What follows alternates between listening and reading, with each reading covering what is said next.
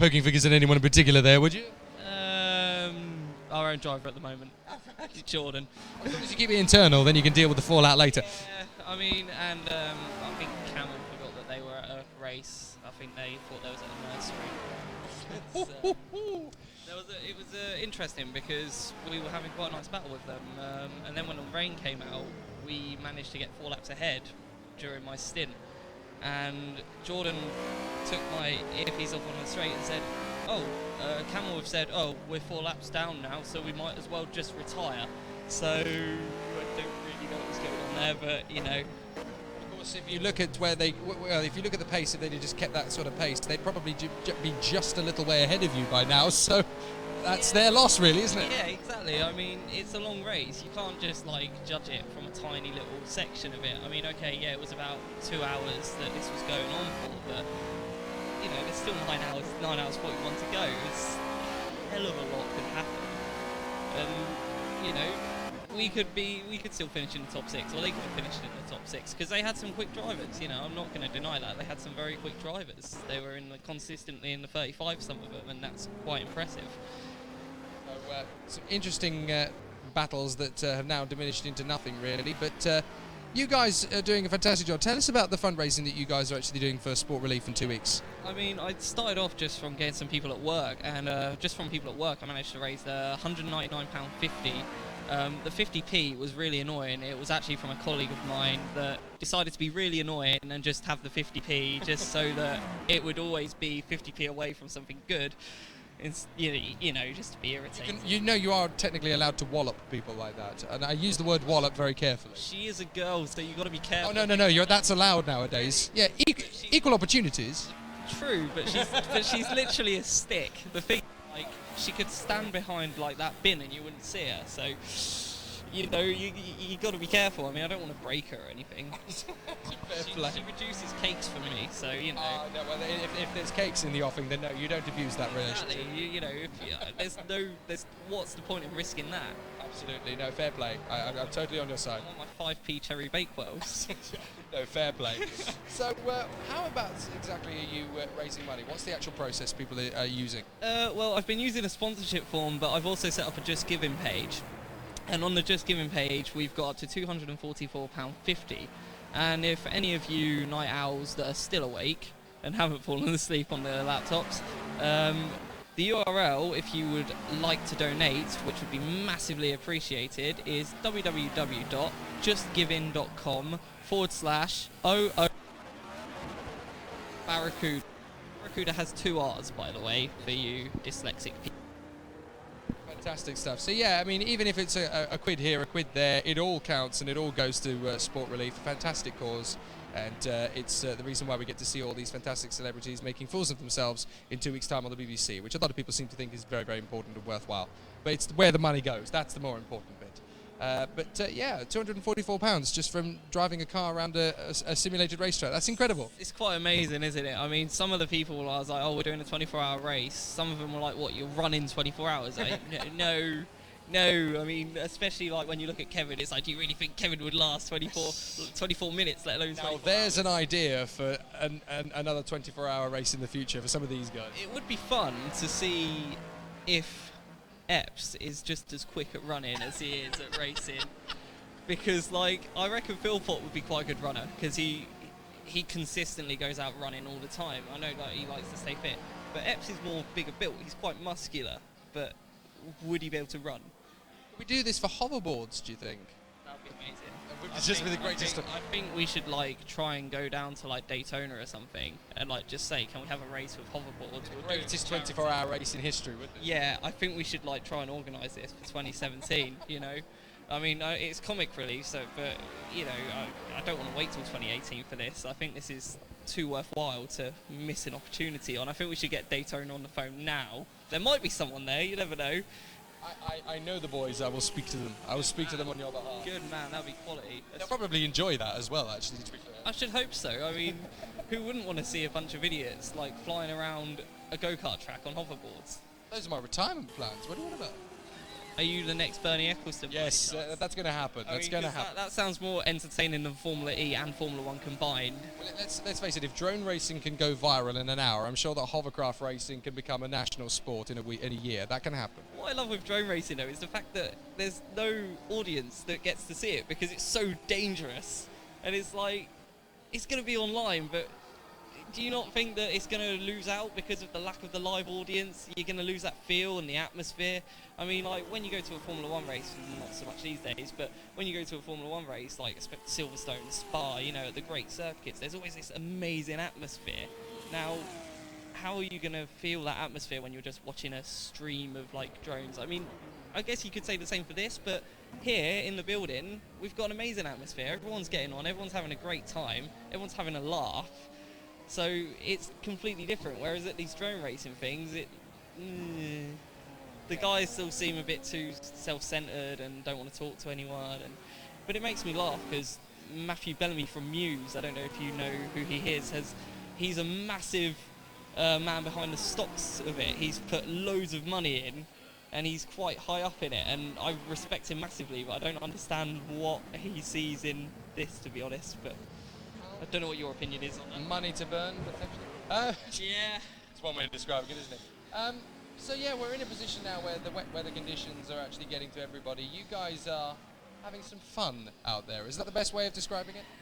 Every lap is an adventure in a way. I mean, it's like when the stint first started for me, I got in the car at about 11:45. I got out about 3:15, so it was quite a crazy stint. Every lap, it was like just feathering the throttle, just keeping the car, you know, calm. And some guys, I think, were just pushing the boundaries a bit too much. And then when Nathan told me that people are on slicks, I almost didn't believe him. And then I tried them, but I couldn't make them work. And then we decided that I'd probably been in the car a bit too long and we should probably give someone else a try. Fair play. So, of course, if you are listening and watching the 24 hours here at Estoril, the Thrustmaster 24, and you want to give a little to the Sport Relief charity through these guys, make sure you head to the website justgiving.com/fundraising. No, hang on. Let's get this right. Because I thought I remembered it. No, where is it? Hang on. It's justgiving.com/OOH-Barracuda. There you go. So that's what it is. So basically, just type OO-Barracuda after justgiving.com and you'll be able to donate to it. £244 raised so far. Let's try and double that before the end of the finish line. That'd be great, wouldn't it? Yeah, I'd like to say that Ben really loves our team name. I think secretly we're his favourite team. Yes, he doesn't pick favourites, but you know that when he gets to his flat, 7 p.m. tonight, because it is now Sunday, he'll chill out and go, that's the team I would have raced for. Definitely. I mean, have you seen the rear of the car, though? Because our colour scheme is, like, quite similar to a Ferrari. And when Phil Pot... The thing is, I haven't seen the rear of your car, because every time I overtake you, you're facing the other way, so I can't really see the back of your car. I'm going to blame Jordan for that, because he's been the most backwards one of all of us today. One of those moments where it's 3 o'clock in the morning and I'm chancing my luck here, sat next to one of the drivers of my opponent. I'm just cheeky like. It's fine. It's a good laugh. You know, it's fun. But yeah, on the back of it, because when Phil Pot was doing the skim for us, the lovely man that he is, the red that we chose is definitely a Ferrari red, but obviously it's got to be Sport Relief. And Ben constantly through the design process was like, it looks like a Ferrari, it looks like a Ferrari, and he just sounded so disinterested. So I just said to Phil, but just put not a Ferrari on the back, just to annoy Ben. So if you have a little look on the rear of the Barracuda car, you will see it just says not a Ferrari. Fantastic, we like that. And not Mr. Yes, well, we've had a couple of questions just before we let you disappear. Last question or two. We should ask you, really, because we had a couple of people asking very, very early on why teams have chosen the name they've chosen and the car that they've chosen. Now, first of all, let's go for the serious one. Why did you pick the Porsche? The Porsche, the second I drove it after trying a few of the cars, I instantly fell in love with how manageable it was. The Z4 was an easier car to drive, but its fuel consumption was a lot higher. And the Porsche, it just had the right feel, and everyone in the team that drove it really enjoyed driving it. And when they tried the other cars, they completely said, no, it's got to be the Porsche. So that's the reason for the Porsche. Okay, and now we need to know Why Ooh Barracuda? It's a great song, but why Ooh Barracuda? Because it's got no link to that particular song, has it? Well, the original team name was going to be Mr. Ben. That's his name. That name again is Mr. Ben. It's a bit long-winded. Yeah, Ben was like, no, that's not being your team name in any way, shape or form. So he did. He said we wouldn't be allowed to race. We'd be disqualified from the event if we called our car our team name Mr. Ben. Because I don't know if you've seen during the SRTCC races, I constantly spam the comments because I'm here racing, but like in my breaks, I'm constantly just posting Mr. Ben. That's his name. That name again is Mr. Ben. Obviously, a take on the Simpsons song Mr. Plow. Yes. Yeah. I saw where that was coming from. Yeah, so it sort of just irritate Ben a little bit. And then we thought, well, what other team name would like confuse and irritate commentators? Because we thought Ben would be doing a lot of the commentary. And then like I was listening to the Alligator Hour, which is a show by one of my favourite musicians, Joshua Homme from Queens of the Stone Age. You may know or may not know. And he was doing a show when he was just getting drunk and playing songs, and one of the songs he played was Barracuda by Heart. And I just thought, how funny would it be if we just, ooh. And every time also all the guys shout, oh, I always just shout Barracuda. Nice. Just to plug us a little bit more.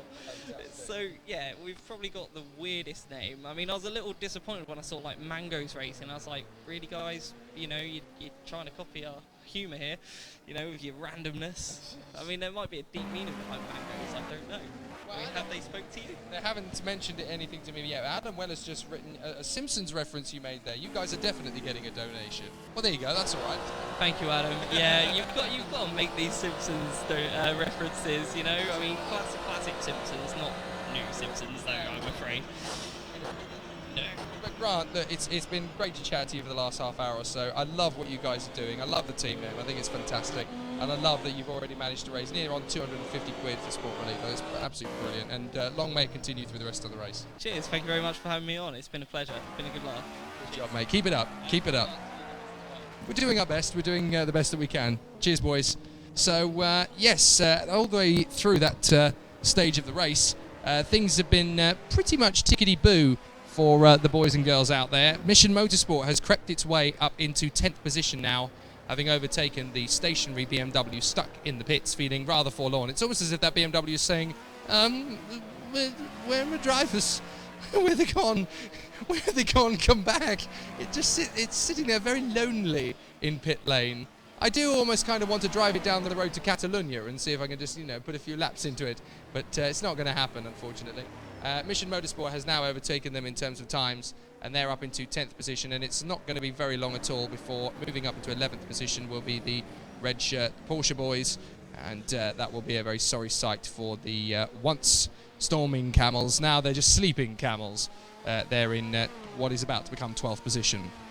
So the battle continues on as it was. Simply Ace from Friction Racing, Purple Helmets, Downforce Racing, Team Misfits, Mangoes Racing, Race Logic, Triple One Motorsport, Ooh Barracuda in 9th place, Mission Motorsport in 10th, and it will shortly be in 11th position, the red shirts Porsche boys, as they are soon to overtake the storming camel BMW, which is still sat in the pits as it has been for the last 50 laps or so.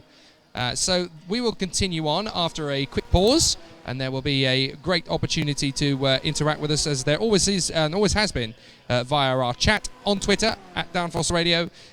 Piers Pryor has actually said, correction, I'll be back in the Downforce Radio Simply Race 24 in about an hour and a half. That was 20 minutes ago. So 25 minutes ago he said that. Darren has tweeted, tired but still going in the Simply Race 24. Friction Racing in 2nd place behind Bradley Philpott and Michael Epps' race in the Simply Ace car. So they're still doing their best. Darren Kirk, I think that was, who tweeted that. Still trying to go for it. An hour ago, Becca, still up, waiting for John Munro's next stint. Hashtag top girlfriend. Becca, you are very committed, I have to say. Of all the women watching this race, you have been watching for the longest, and I have a feeling that there's definitely some brownie points coming your way when John returns to Scotland tomorrow night. So yes, keep being supportive. Excellent, well done. And John Munro is now pitting, but I doubt he's going to change driver at this point. He's probably just going to change tyres and refuel. and his pace has been pretty good considering that the car has been very, very difficult to handle compared to the last time he was out. So the car goes up in the air with new tyres on, refueling. Tweet us at Downforce Radio. Use the hashtag SR24. And, of course, chat via the YouTube chat box, which can be found on the website, downforce-radio.co.uk. Hit the Simply Race button, and there's plenty of chat and banter to come. I'm going to take a quick breather for a very nice-looking pretzel. It's been calling to me for the last 10 minutes or so, as has the bottle of water beside it. So don't go away. I'll refresh myself.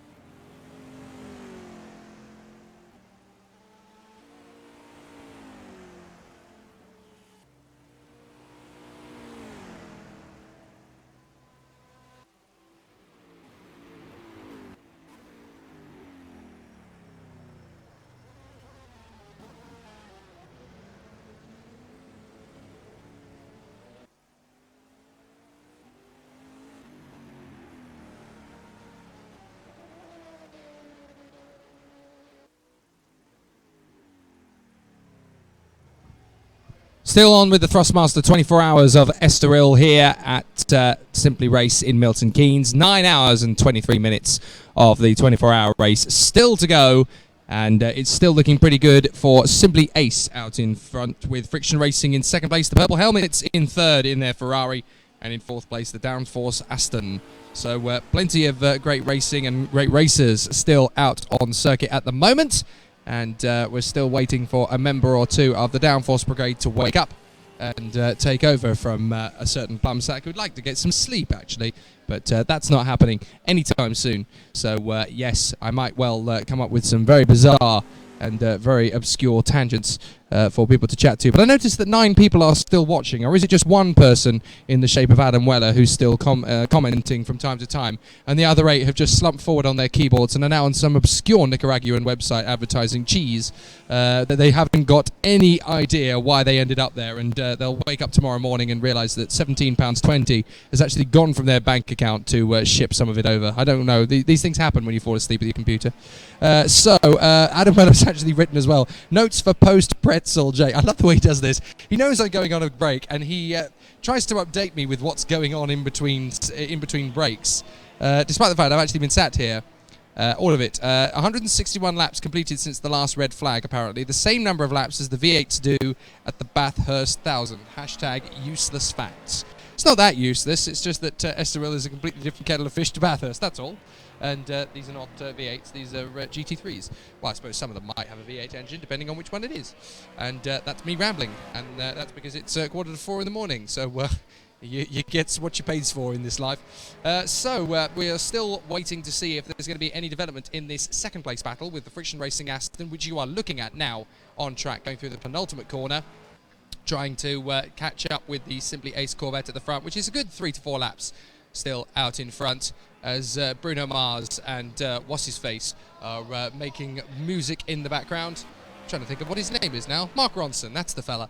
Down the main straight, I should say, goes the Friction Racing Aston, heading down towards the first corner. A 1 minute 40.857, the fastest lap in this stage of the race, which is a good 8 seconds or so off the fastest lap we've had so far of the race. This is going to be an interesting battle we've had through the course of proceedings. Simply Ace still out in front, the Friction Racing car second. Purple Helmet and Downforce Racing, not much to choose between those two, and I know that Piers Pryor has gone to have a little bit more shut-eye, 40 minutes or so in the car. Dan Blake is asleep, as to is Scott Woodward. Tom Brooks, bless him, has not really been able to get much going on. Bradley Philpotter's message saying, I'm still watching, Jake. Yes, but you've got a vested interest, haven't you, sir? So that's slightly different.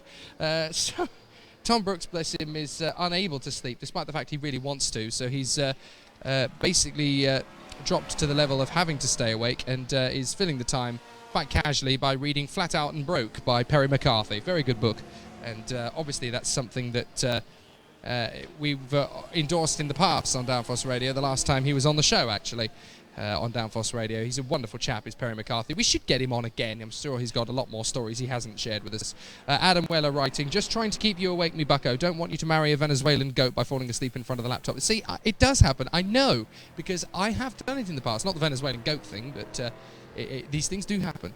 Bradley Philpott, your driving was impressive in your stint. Oh, I thought it was somebody strange watching over my shoulder. I didn't realise it was Bradley. So there we go. At least now I know. That's fine. Yeah, it was all right, actually, to be fair. I didn't do too badly, considering I was expecting to be dead last throughout the entirety of my stint. But no, we only dropped from 3rd to 4th. That's all right. Dane Latham is still watching too, but it's 3 p.m. in Sydney. Are you in Sydney? Well, say hi to my father while you're out there, if you can. 4:15. It's going to be very interesting, because we're going to actually enforce a stop. No, it's not NASCAR trucks. It's not scheduled stops for the sake of entertainment. It's actually because the weather conditions are getting quite bad. So at 4:15, which is about 27 minutes from now, the race is going to be red flagged, and it will be restarted in the dry until the bitter end. Now, I'm really excited about that, because I still haven't actually done an entire lap around the Estoril circuit in dry weather conditions. I've only ever been out in the rain so far. So it'll be nice around the sort of, 7 o'clock, 8 o'clock in the morning phase of the race, when there's a couple of hours left to go, to get out there and actually do some dry running. Although, mind you, I did double stint. I did 2 hours in the car.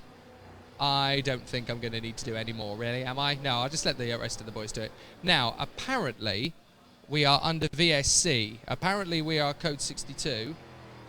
VSC is currently what we are under at the moment. Well, I've been told that by Adam Weller. I don't know if we're actually under VSC. I'll verify that with Ben Turner when I've got an opportunity. But he seems to be, he seems to have wandered off somewhere else. So who is it for? Is it Mango's Racing that are in trouble? I wonder. Car number 6 in the running. But apparently there's something to do with VSC. Dane Latham, really good. Very impressed with streaming sim racing. Something new for me. Well, it's becoming a lot more commonplace now, Dane, particularly in Britain, where the motor racing industry for sim racing is almost as big as it is in professional motor racing. Now we are definitely under VSC. I can see that for a start, because we are cruising down the main straight, down the back there. Bradley Philpott writes, the graphics look amazing on this stream. That is largely down to R-Factor 2, of course, which a lot of the racing drivers around the world use. Pod 11 is off, so that is the Mango's Racing Porsche. Now that is a big problem for them, because they were running in 6th position in front of the Race Logic Ferrari. The Race Logic Ferrari has actually overtaken them now, but that is going to be a reboot. So actually, it couldn't really be better time, because they were scheduling to restart the race in dry conditions at 4:15. So that's just going to be brought forward, I guess, a little bit. They'll obviously reboot for Mango's Porsche so that they can restart and get back into 6th position. And yeah, it's doing fine. Dane Latham has actually written, yeah, I can't stream at full HD as the boys are watching Netflix. First world problems, even all the way out in Australia. We love that. Yes, but seeing as you're in Sydney, Dane, do say hello to my father. He's probably somewhere around in Sydney doing some sort of business deal, as he always does in Australia. So do say hi to him if you get the chance. Ethan, his name is. So round the final turn, down the straight, on the main straight, we're under virtual safety car, but it is not going to be long, I think, until the race is brought to a halt. Seeing as how we were going to restart at 4:15 anyway, I think that's a fairly natural progression, really, to bring the race to a restart, and the rain will have magically cleared up by that point, and we will restart in dry conditions. And a hermit has come and sat next to me, because he really is struggling, poor Tom Brooks. He hasn't been able to get a single wink of sleep. He's feeling that dreadful. But he has been occupied with Flat Out, Flat Broke by Perry McCarthy, which I'm sure has been distracting him quite nicely. Yes, indeed. I've been having a very nice read of that, and a wonderful book it is as well. Thanks, Perry, for that. You've been keeping me most entertained during this. Yes, I feel as Jake suggests. Yeah, my head feels like it's about 3 times the size it normally is, and it's pretty big anyway, so let's be honest. No, but I mean, regarding the races, I've been watching it on the monitor whilst having a bit of a read of Perry, and I have to say it's been most entertaining by the looks of things. So things have been going quite well, Mr. Sanson. And obviously, you won't be done yet. You've got at least one more stint in the car, I assume, before the checkered flag falls, or have you got it left in you? We'll see how we go, won't we? I'm absolutely exhausted. Like I say, I haven't slept since yesterday, and yeah, I feel pretty rough at the moment, I'll be honest with you, and I look pretty rough as well. It's a good thing we're doing radio and not television. Absolutely. You know, so I mean, we're cut out for radio, aren't we? Perfect faces for it. You know, but yeah, we'll see how we go. I'm not entirely sure when I'm back in the car, actually, to be honest with you, because I know Mr. Munro is in there now, but I'll have to try and look at the old stint schedule. Well, the strategy is going to be completely changed now, because we have a red flag coming up, because the number 11 Mango's Porsche has had to have a reset. Oh, poor Tom Brooks. It isn't funny, really. He's coughing away there in the background. It's not funny, really. Mango's Racing Porsche has had a shutdown, so they're going to reboot. We're under virtual safety car for the moment, and we're going to restart the race under dry weather conditions, apparently, until the very end. So we've had the rain we're going to have, and it's going to be dry throughout. Because I did my double stint, you know, the way things have played out and the way things have been stop and start, it's going to be Piers in the car for about 2 hours 10, 2 hours 20 when he gets in the car. Then it'll be Scott Woodward and Dan Blake. I'm not sure we'll get another chance, you know. I think that'll be us pretty much done for the end of the day, which I don't mind, actually. I've had my 2 hours. I'm happy with that. We'll see how we go, won't we, really? It depends on what we've got in the bag against... well, we were racing the purple helmets earlier on, but it doesn't look like we are now, unfortunately. But we'll see how we go. You never know. Something could swing in our favour towards the end, and we could end up on the rostrum. I'll tell you what, that red flag is pretty much going to be our shining light and opportunity here, because with that red flag, we are still on the same lap. Well, we're a lap away from the same lap as the purple helmets. Now, if we tighten everything up, that gives us an opportunity to get right back in the action, because we're only a lap away from them, and I'm not even sure it's that much, because I think the Simply Ace car might have just lapped us, but I'm waiting yet to lap the purple helmets. We're going green in rain, apparently, so they have actually just changed their minds on that one, and the cars have been asked to be brought to a stop. So that's another opportunity for a natural pause. So we will take that, and we will come back in just a few minutes' time, I guess, when the race is going to get underway once more. So we'll come back in a bit. We won't be long. The radio feed, therefore, has taken a brief pause. The video feed is still going, but as you can see, the rain is still falling here at Estoril on the Simply Race 24 feed, and it is still falling and still going A-OK, but we're trying to make out. Yes, we're restarting apparently in 10 minutes' time on the feed, and it will be in wet weather conditions. So, oh no, sorry, they've just changed it. It will be in the dry. Now, I thought that was the way it was going to be. So it is going to be dry weather. So take a quick pause at that point. We'll bring back commentary as soon as we get an opportunity to, which will be when the race restarts in about 10 minutes' time or so. Dane Latham, looks like a lot of tired kids in the race room tonight. Tell us about it. There's a lot of there's a very long list of people in this room who are very, very tired, it has to be said. Bradley Philbert has written, Jake, tell us about your racing in Scotland that's coming up. Yes, that's very true, actually. I have been invited, as have 3 other members of the Downforce radio team, and those 3 are Adam Weller, who is listening, of course, John Munro, who's currently in the car, as it's fairly local for him, being Lochgelly, although it's still about 200 miles away from where he lives. And the other one is Spanners Ready, the presenter of the E-Radio show, of course. We've been invited by Willie Anderson and the Stock Car Legends Brigade to take part in a Legends weekend, which is at Cowdenbeath Race Wall, up in the heart of Scotland on August the 13th and 14th. So that's going to be really entertaining. We'll keep you up to date with that one, we promise. So that'll be really exciting. Do take a quick pause in proceedings, grab yourself a cup of tea, and continue on the feed. We've got about 9 hours and 11 minutes or so left of the feed, and we will be starting again in about 10 minutes with 9 hours or so left to go. So do join us then. Keep watching. I see 2 or 3 more listeners have shown up, which is very encouraging and very, very good and positive. But we will be back very soon indeed.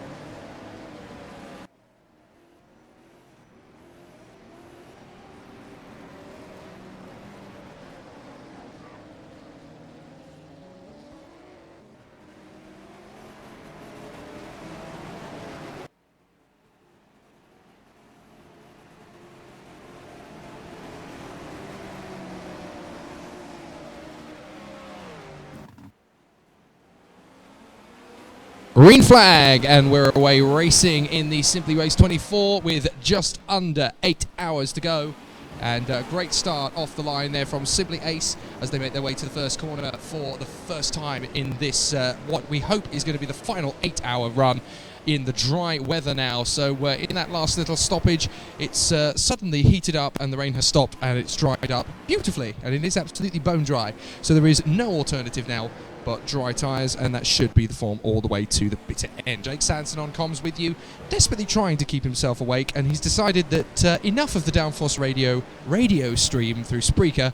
Let's just keep going through the video stream, because then I can stand up and walk about with a microphone, and that's going to keep me awake. That's what I've decided now. I'm just going to keep myself awake by doing that.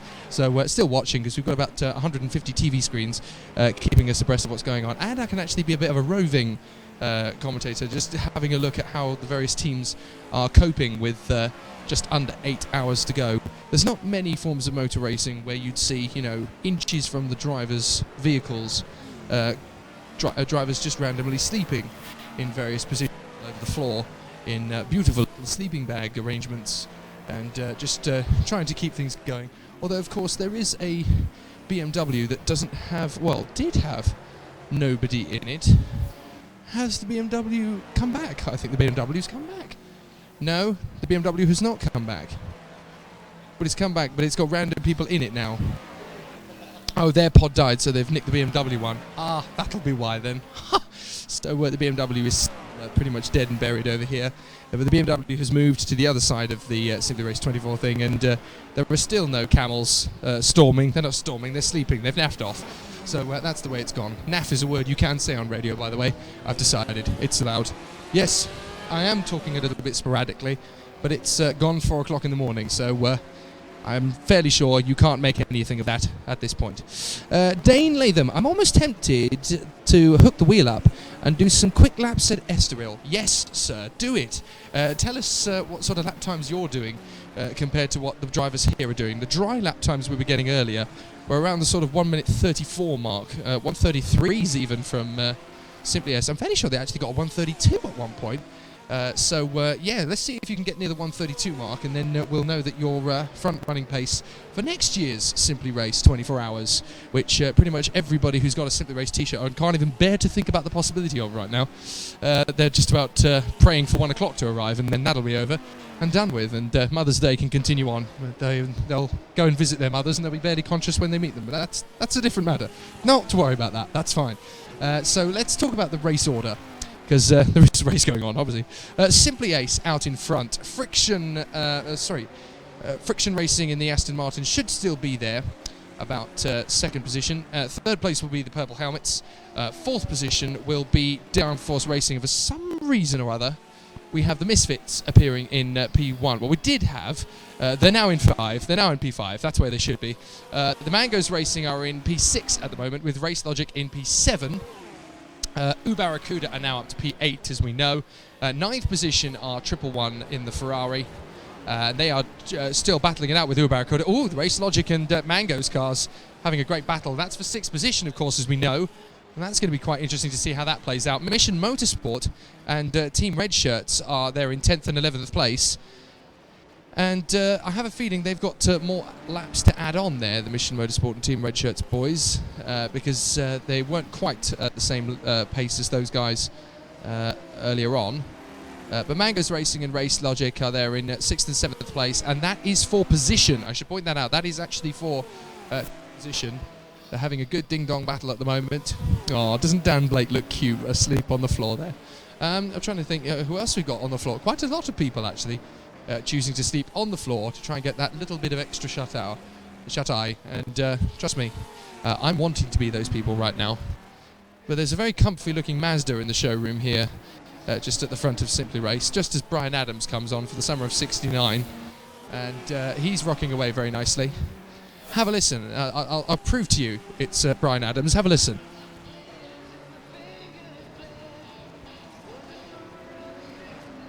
Told you it was. See, it's Brian Adams.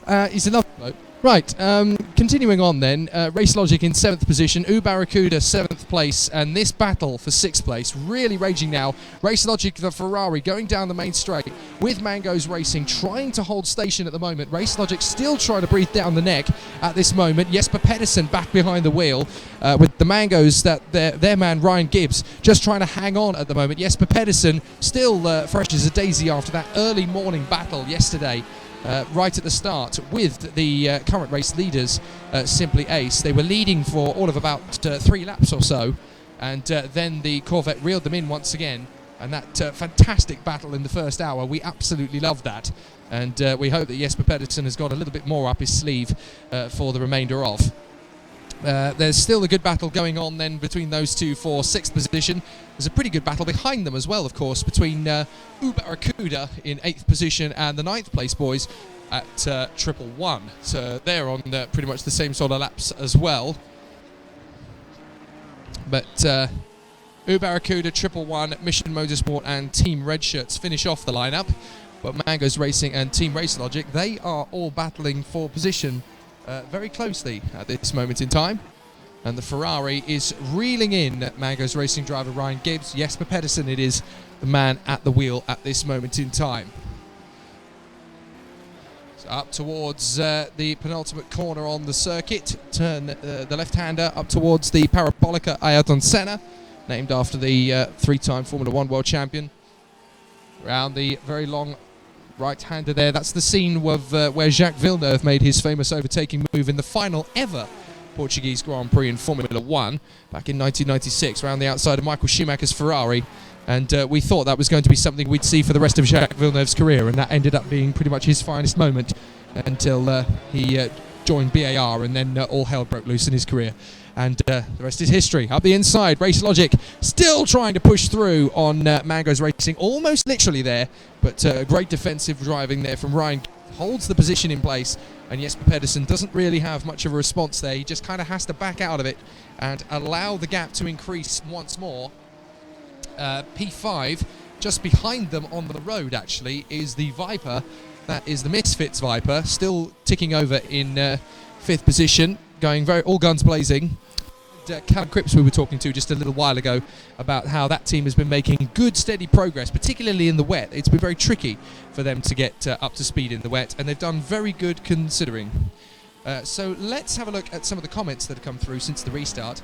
Bradley Philpott, oh, he's showing off here. He says, I did a 1:32 row. That's the lap record. Okay, smarty pants, get Sebastian Vettel down here and see if you're still smiling. That's all I'm going to say. Then we've got, well, to be fair, probably would still be quicker actually. Dane Latham, quick laps was a figure of speech. I'll leave the proper quick laps to the aliens. Aliens? How dare you? They're not that ugly. Adam Weller, I probably should have come along anyway to relieve you, shouldn't I?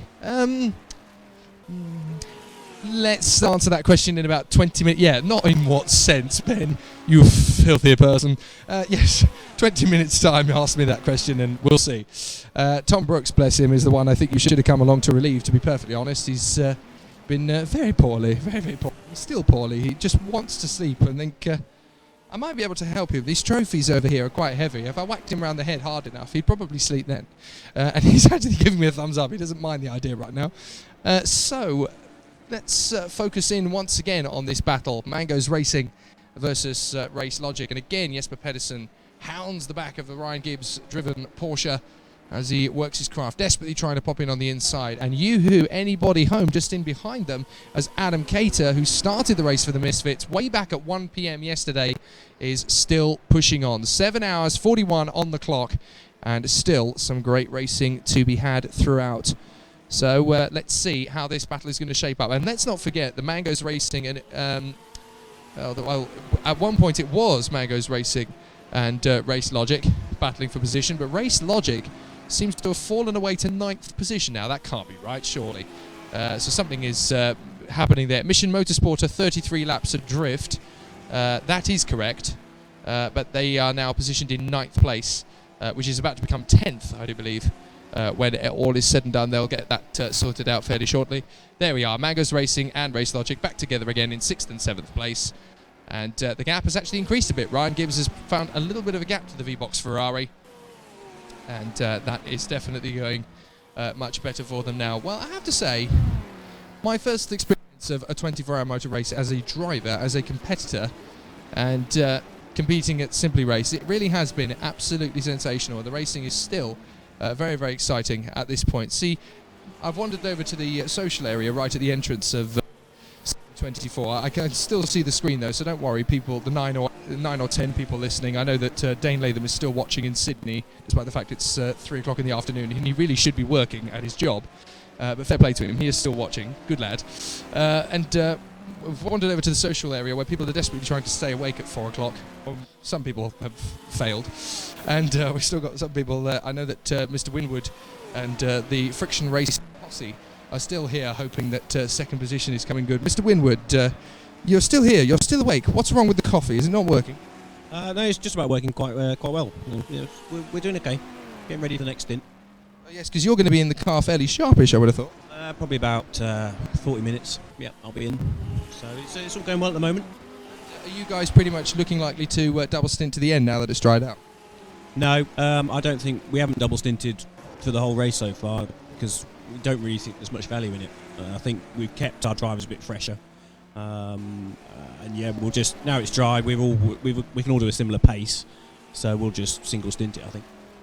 lesson we've learned for next year. No double stinting, it doesn't help. Thanks, Mark. I really appreciate that. It's got to the point in the night where, coffee, beer, coats, jumpers, that's the order of business now, which is all fine and dandy.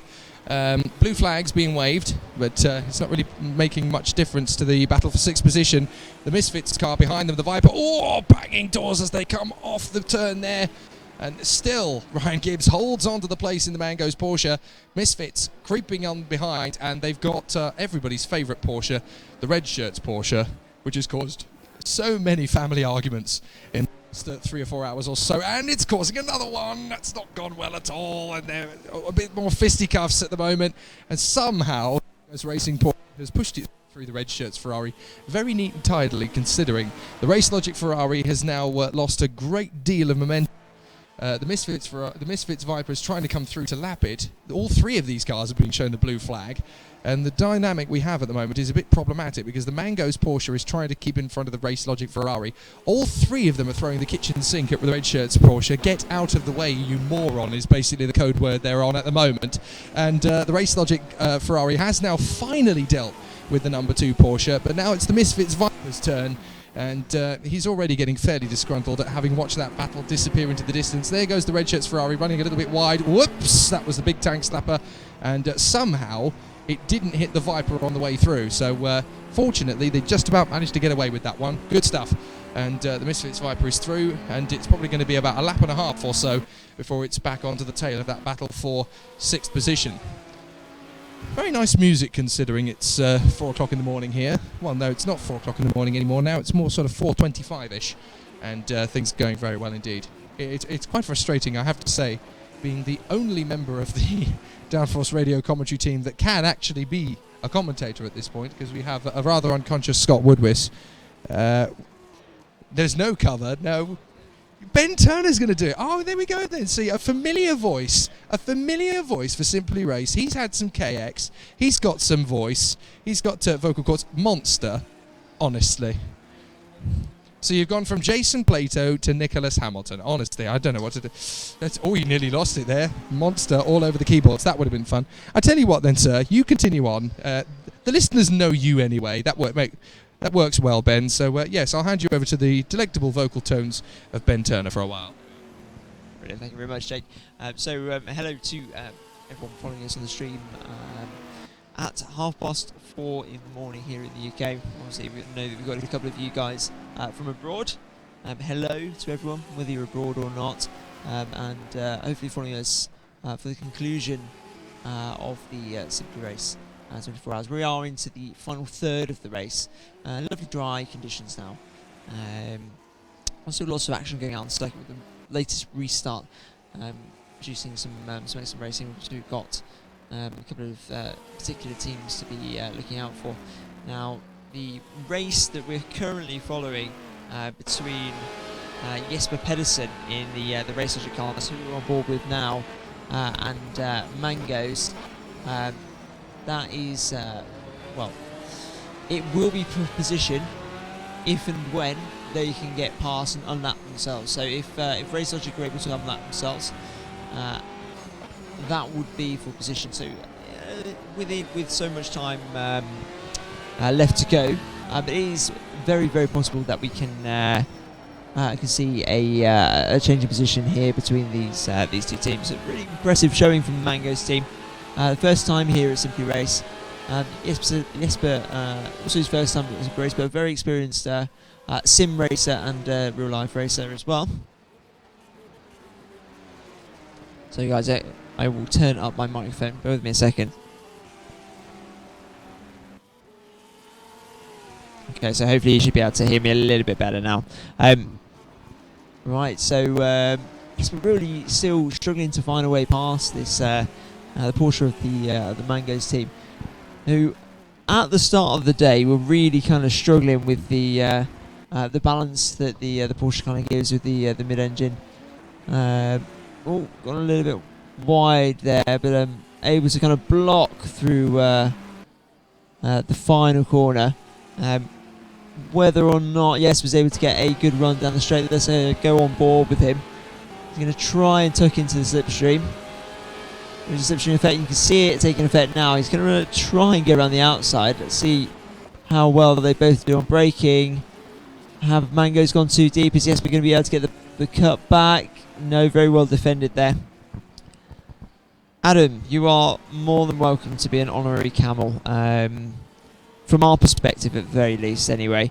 We haven't actually got the permission from the Soming Camels to say that, but you can make your own camels team with, maybe a faster drivers and a better livery, and if you come up with one, then we'd be glad to hear it. But if we look on track, back on circuit, Team Research is still really pushing hard. This is going to be the moment that Jesper goes in, but he still can't find a placement away past. And we've got just behind, we've got the Dodge Viper Team Misfits, who are a little bit further ahead. They're a couple of laps ahead of these guys. Actually, just one lap ahead of Mangoes, who are one lap ahead of Team Race Logic. So, with so long to go, this could develop very nicely over the last few hours. This probably is currently the closest battle out on circuit. That said, there is a nice battle developing also with Friction Racing and Team Purple Helmets, who is second and third place at the moment, but there is a few laps between them. We'll try and cut back to that. I know I've missed something whilst I was looking at the timing screen. That's Jesper Pedersen going backwards. Let's try and see if we can get a replay on that.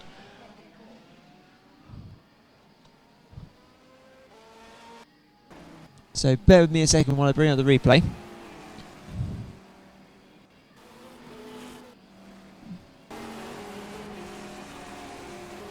So, right, going through the final corner. So he's going to try and cut back. Is there any contact here? No, there isn't. He's gone very defensive. And that's ended up with Jesper in the barrier. Now, what will be interesting to see is whether there is a penalty given for that. Let's analyse it one more time. So, Jesper takes the preferred line. Both nice lines to the final corner, but does look like a slightly better exit for Team Race Logic. I think Mango's Racing didn't really see the driver from Team Race Logic coming up on the inside, having a slightly better run. Let's have one more final look at it.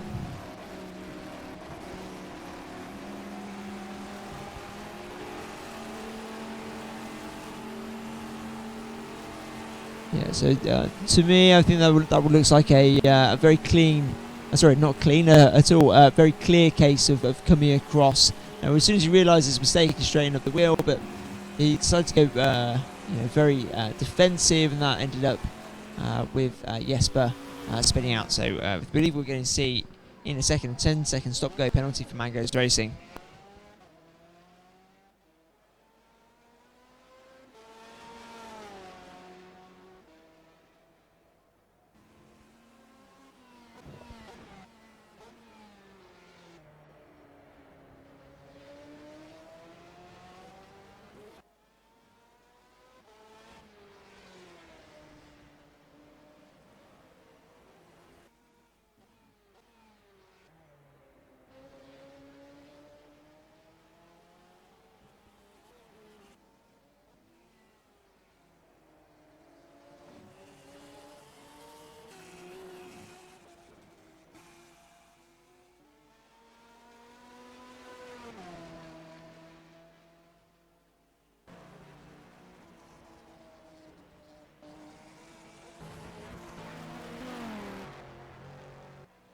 So then we have got that penalty applied then to for number 4. Well, number 4 now is Mango's Racing, so they will be serving their stop-go penalty in a couple of laps. Looking back at the stream, Adam, we should call ourselves the Spicy Camels, and the car will be in some sort of pearlescent TVR paint.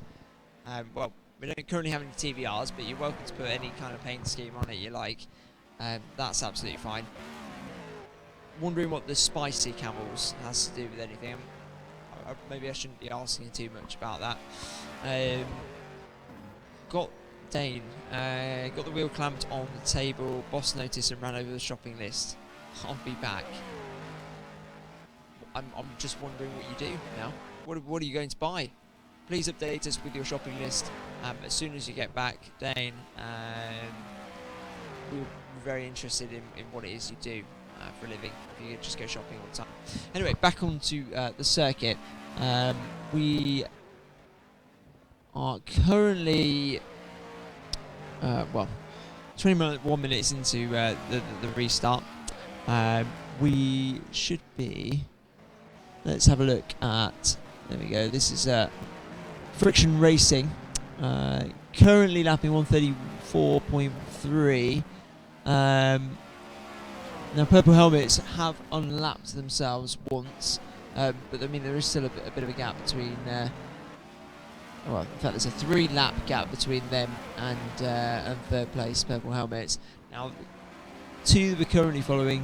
Obviously, Friction in the front lead car, and then behind is the Dodge Viper of Team Misfits, who are really quick at the moment. I believe I might be right in saying that it's David Williams at the wheel at the moment. So David Williams of Coanda Simsport, who's a very incredibly quick a driver in for Team Misfits at the moment. So I'm sure they'll be looking to get as many laps as possible whilst he's at the helm.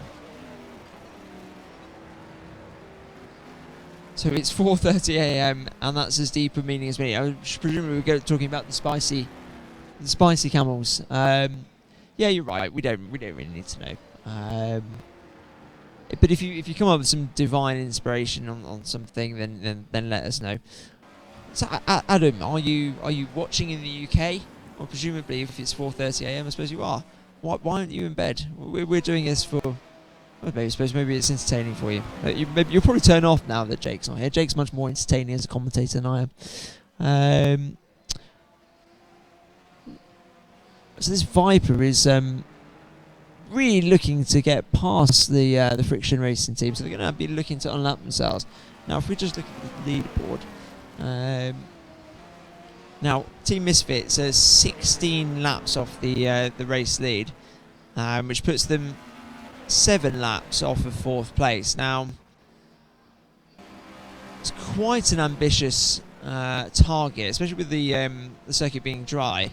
It's less likely that those teams ahead of them are going to be making as many mistakes at this in this kind of environment.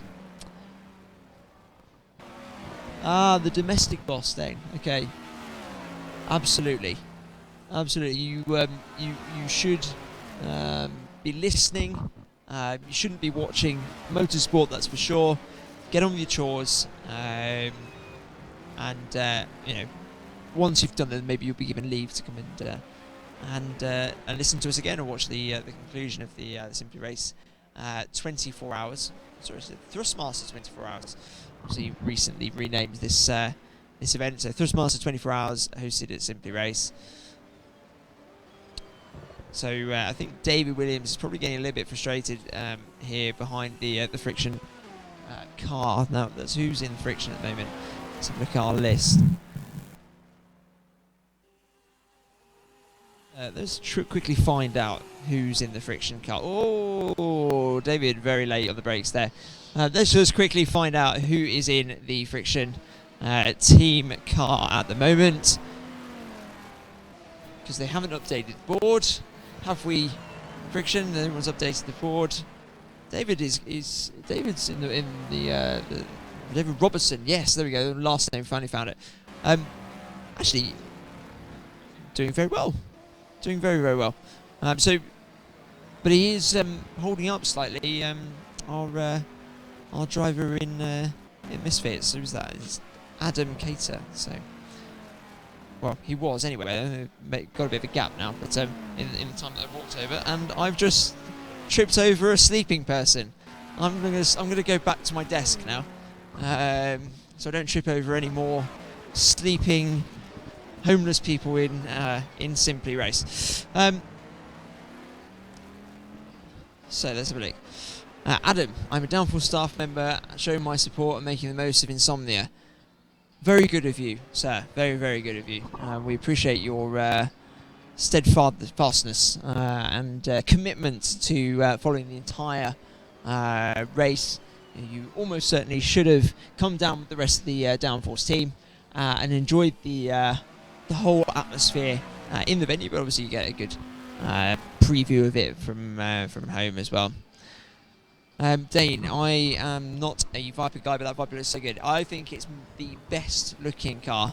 I know this is an unrealistic view to take, but I'm going to have a quick zoom in on the features of the Viper. This lovely, lovely paint scheme that we've had made up for this event. So this is the Misfits Dodge Viper. The headlights on at the moment as well. Lovely air intakes. We did instead of the old Stars and Stripes, we did end up putting on the Union flag as a bit of a small amendment to sort of a normal Viper livery. And obviously the number 10. What a beautiful car! There's lots of beautiful cars. Now, if you watch the cars as they come into turn 1 onto the brakes, you see how hard he's kind of working there to get it slowed down. Anyway, that's enough of the Misfits car. They're doing okay, pretty good. Adam Cater, just missed his braking point slightly there. Lost a bit of time. But Adam Cater's doing very well. He's was able to put David Robson under a bit of pressure, but it does seem like he's dropped away a little bit. Maybe he's used up quite a lot of his tyres quite soon. So, guys in the stream, just bear with me a second. I have to make a tea for one of the drivers. I'm going to do that with one hand. And we'll try and keep talking whilst I make a cup of tea for one of the Purple Helmets drivers. I suppose tea has a little bit of caffeine content, I suppose. So that would be beneficial to keeping you awake, maybe. 15 cups of tea. Okay, so 15 cups of tea, so really English. There we go. I can't stand tea. I think it's disgusting. Right, that's probably blasphemy. Right, there's your tea. Should have put the webcam on. People could have watched me make tea. There you go. Let me give you some milk. Next time I could narrate how I make tea.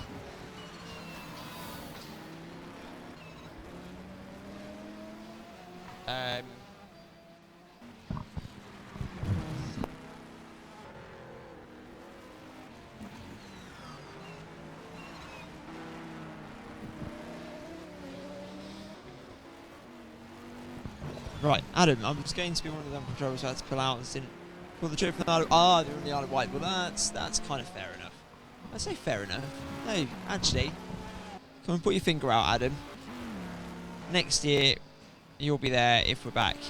Well, I hope we get the Downforce team back. It's been lovely having them, and obviously a wonderful group of commentators and incredibly knowledgeable motorsport fans. So you're more than welcome to come back. I haven't told Jake that. Jake's not allowed back, but the rest of you, more than welcome to come back. I'm only kidding. We do love Jake. So let's have a look on circuit. Let's bring up leaderboards and find out where everyone is. So Simply Ace leading 5 laps ahead of Friction Racing. Purple Helmets 8 laps down from the leaders and currently pitting, I believe. So let's have a look at their pit stop, where they come out on circuit. So this is the Misfits. Downforce Racing is here, so they're sort of halfway around the circuit. Whether they are going to sort of end up unlapping themselves here, I don't believe they will. So that's Purple Helmets out on track again. So no change there, I believe. We'll get an update of on the screen in a second. Now, interesting battles going on now because of their penalty, Mango's Racing have dropped down 1 lap. So that's allowed Team Misfits, which is... Oh, here we go. There's some action going on here. That's Jesper Pedersen in the Race Logic Ferrari passing the Dodge Viper of Adam Cater in the Misfits. I say passing, it's not done yet, there's contact! I think that was entirely the Dodge Viper's fault, but let's have a quick look back there.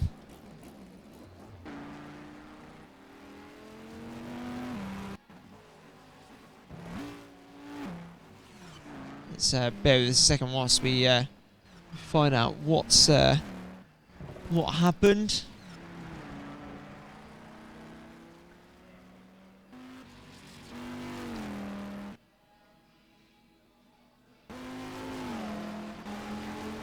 Right, so we go side by side into here. We've got Jesper on the right hand side in the V-Box Race Logic Ferrari. Okay, so Jesper starts turning in. Now you could argue that both ways. I think potentially you could argue that Jesper's started turning when there's still a significant portion of the Misfits car there.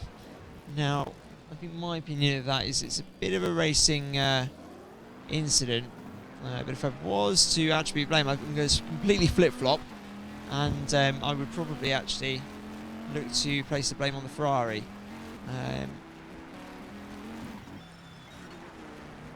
So there we go. Right, Ferrari through though. We're going to carry on with no further action. Back to live racing. So who are we with now? So Friction Racing. Friction Racing have just been passed there by the Race Logic Ferrari as well. Let's see if we can watch that. So coming into the right hand hairpin. Very late move, but great nonetheless. Really clean and decisive that move there. That's the way we like to see it. So that's an unlapping. So Race Logic catching up on their rivals. They dropped a lot further down than I'm sure they would like to be. Right, so coming back to your comments on the stream.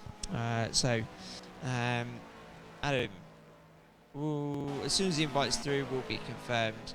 Fantastic. So it's 12 teams, a capacity grid, with more room for more if there are more interested parties next year for the next 24-hour race. Can't promise anything different at the moment. It would be lovely to perhaps invite more teams. If we could get back to you on that, that'd be fantastic. I always think that the more drivers on circuit, the more interesting the racing is. So if we are able to put a few more simulators in for the next year's race, then that would be fantastic. But there are lots of other projects here happening at Simply Race as well, so can't guarantee anything at the moment. It's a year is a long time, so we'll come back to you, Adam, and we'll also announce. I don't think it'll be too long until we announce what the circuit will be, and also the cars will be for the next 24-hour race. You guys can get that exclusively. We're not going to say that on the mainstream. When everyone else is awake, we will very likely be giving some more information about that in the next couple of weeks. After I've got back from holiday, because I need a holiday after the amount of stress that a 24-hour, organising a 24-hour race does bring to us organisers. Although it has been wonderful and fantastic.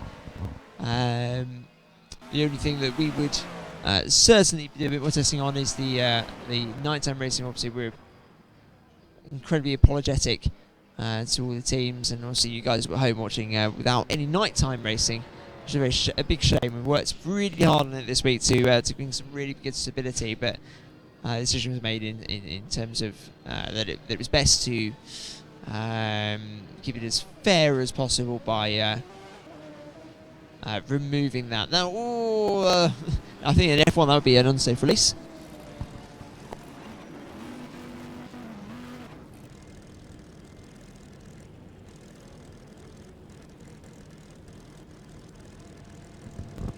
is that going to be a year away or sooner? Now, I've discussed this with colleagues today. It's been going very well. I think everyone's enjoying themselves. So maybe if there is demand for it, we might look at doing it sooner. It more than likely be in the motorsport off season. That's mainly because we can get all the fantastic, wonderful pro drivers that we get here. Although Simply Ace are very much leading overall, because they are so experienced. It is wonderful to have some professional drivers racing with us, and it also allows for guys like yourselves, Adam, who are with Downforce, who during the season are going to be commentating on various motorsport events up and down the country. If we do it in the motorsport off season, then it does give a bit more scope for people to free up their diaries. Gives us a nice crowd of drivers who are really, really into their motorsport and are going to give their 100% for the whole 24 hours as well. So hopefully the live stream's got quite a few people involved in thinking about sim racing and sim racing at a centre like Simply Race as well, because it's not just it's not the same as just picking up a couple of R Factor at home and having your own setup. You've got a full-on rig that is completely equal with excellent equipment. It's mainly the social element as well, having a nice big venue like ours. Do have a bar as well, which works out nicely for corporate events. Not the same for our competitive events. But it is the camaraderie, the banter as it goes on. Gets the regular drivers very, very well.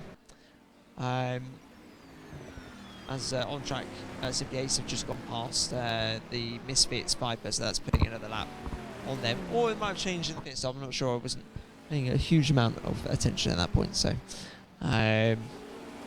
I will return back to talking to racing about racing at some point.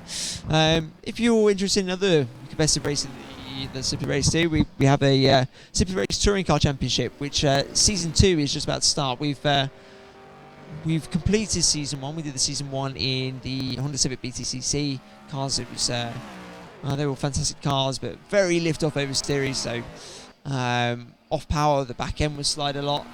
They took the data from the Yuasa Honda team, and as I understand it, that is incredibly accurate data.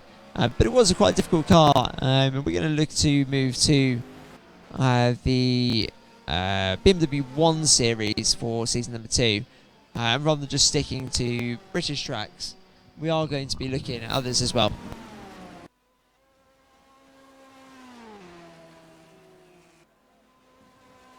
Just hearing something that Downforce Radio may have just committed an offence on circuit. Let's have a look, see if we can find some of their information on the replay. So we're just going to rewind for you.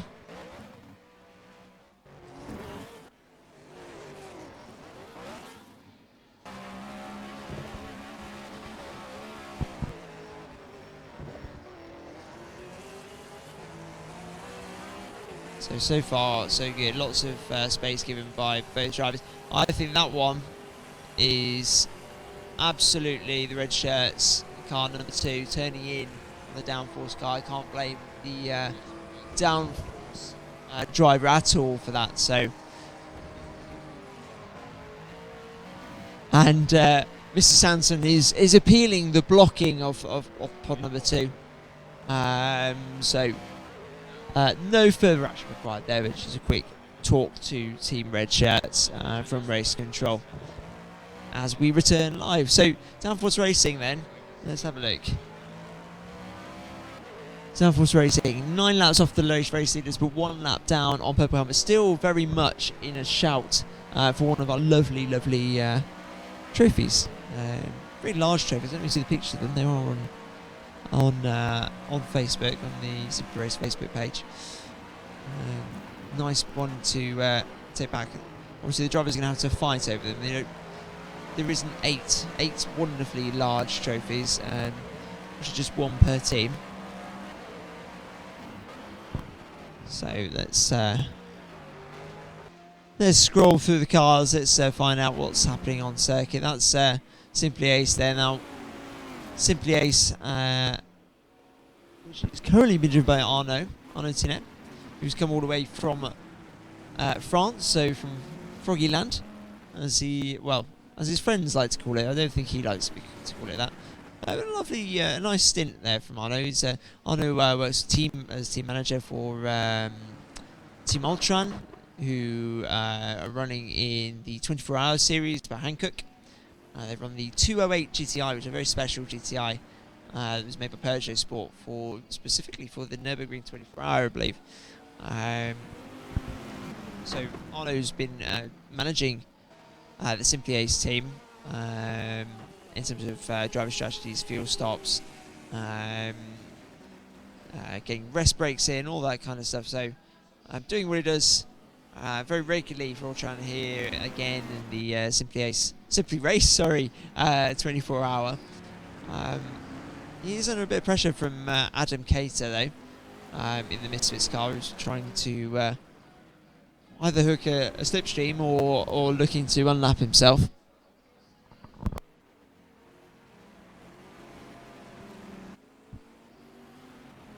So Arnaud, who lives in France as well, you might notice his French-sounding name, has come in from Paris for the week. I've managed to speak a little bit of French to Arnaud.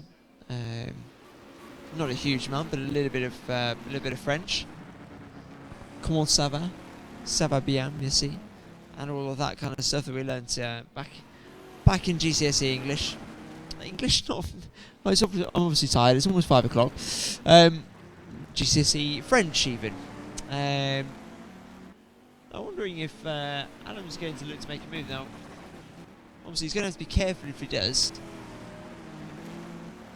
He's got to be confident that he's going to be able to pull away from Arnaud as well. There's a point in them just having a battle for the sake of it in the context of a race that still has 7 hours remaining.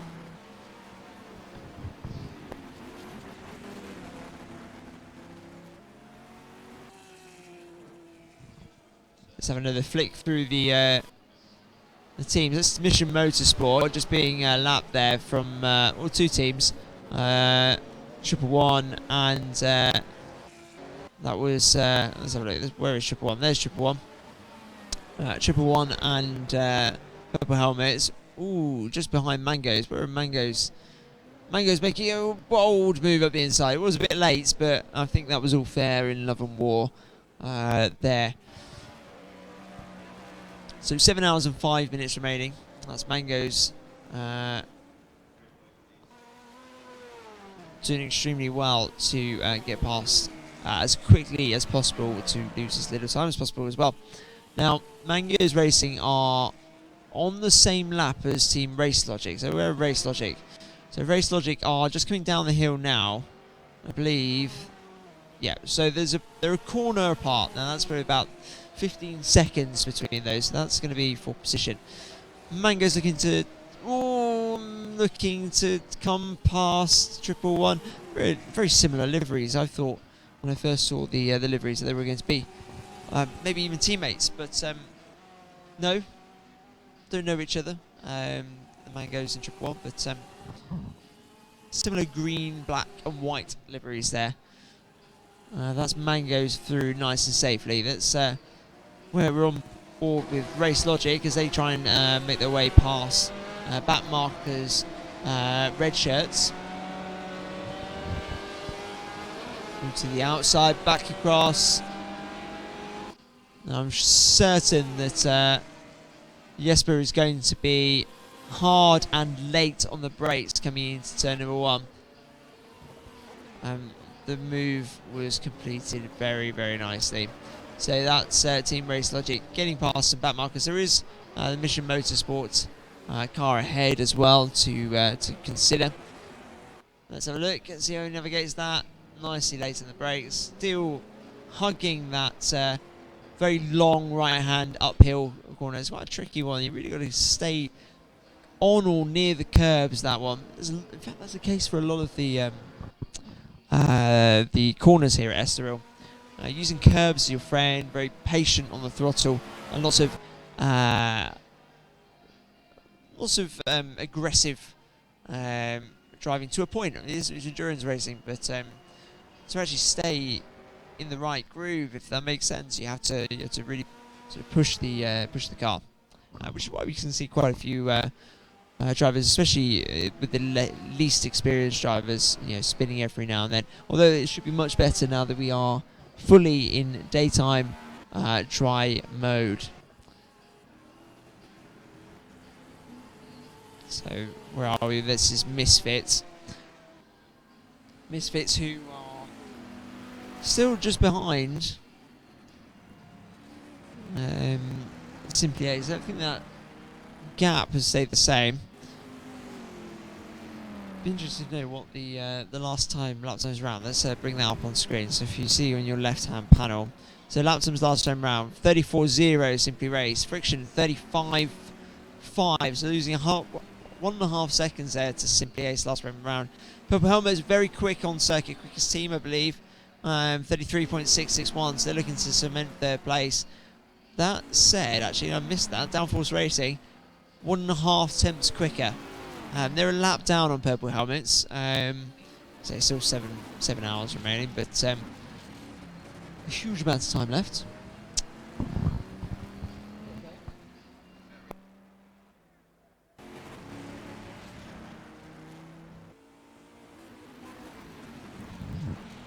Okay, so just having confirmation from Mr. Sanson that John Monroe is the current driver for Downforce. Where are we? Downforce. There we are. And I'm hearing Piers Pryor, who is our expert, one of our expert drivers on the team. He will be going next as soon as he wakes up from his slumber, his power nap. It did tell me he was going for a power nap. I feel like that was a long time ago. Right, well, apparently it was supposed to be 40 minutes. Oh, John Monroe's doing an excellent job. He's actually the quickest driver on circuit. 1:33.106 last time round, which is 7 tenths quicker than the Purple Helmet. So, inch by inch, you are catching. I mean, there's still 7 hours. Right. Okay. So interesting strategy being well, not really strategy, just information being passed to me here. So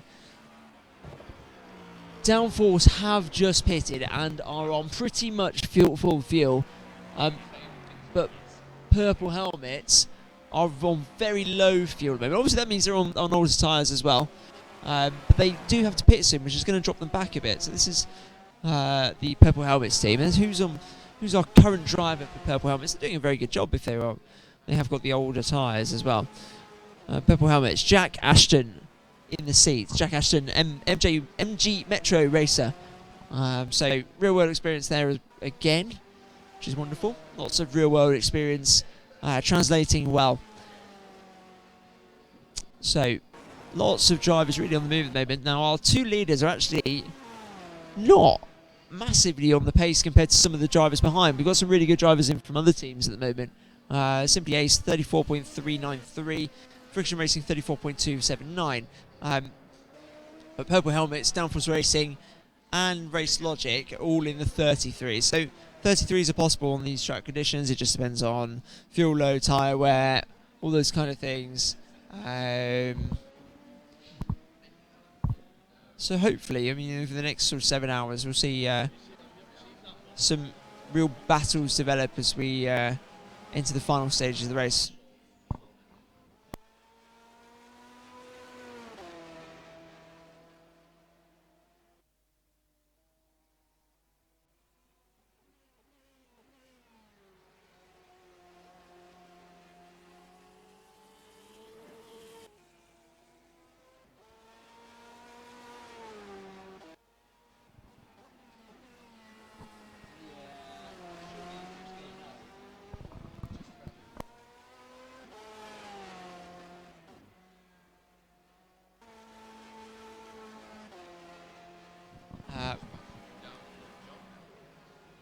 Yes. So Jake's preparing to go out on circuit. Are you not preparing to go on circuit, Jake? No. Not while John Monroe's in the car. No, why take him off? He's absolutely romping at the moment. He's taking a good 0.6 of a second per lap out of the Ferrari. He's going a second quicker than the Friction Racing Aston. He's going 2 seconds a lap faster than the leaders. We're leaving him in until he passes out. It's as simple as that right now. When Piers Pryor wakes up and comes in, we'll put him in then. But yeah, John Monroe's an absolute lightning. I tell you what, if we get on the podium, he's getting the trophy. It's as simple as that. Very good. Okay, so is it not a case that do you not want to get in the car at some point, or are you more interested in getting a podium as a team? I've had 2 hours in the car during the wet weather period of the race, and that was really quite physical. I cost us about a minute more than all, but then the Aston wasn't dealing with the wet weather very well, and the Ferrari was. Now the tide has turned a little bit, and we've got Piers still to come. Scott's got a second stint, and both of them are very, very quick. Dan's pretty quick as well. We've genuinely got a shout at a podium here now. I don't want to get in the way of that. I would rather we pushed on for the podium, we fight till we drop. We could get that 3rd position before the end now. We're genuinely looking like we've got a shout at it. I want to see us get on that podium. And if we do, I'm not joking, John is taking the trophy because he's doing so much hard work right now. There you go. So that's the lowdown from Mr. Sanson. All about the teamwork.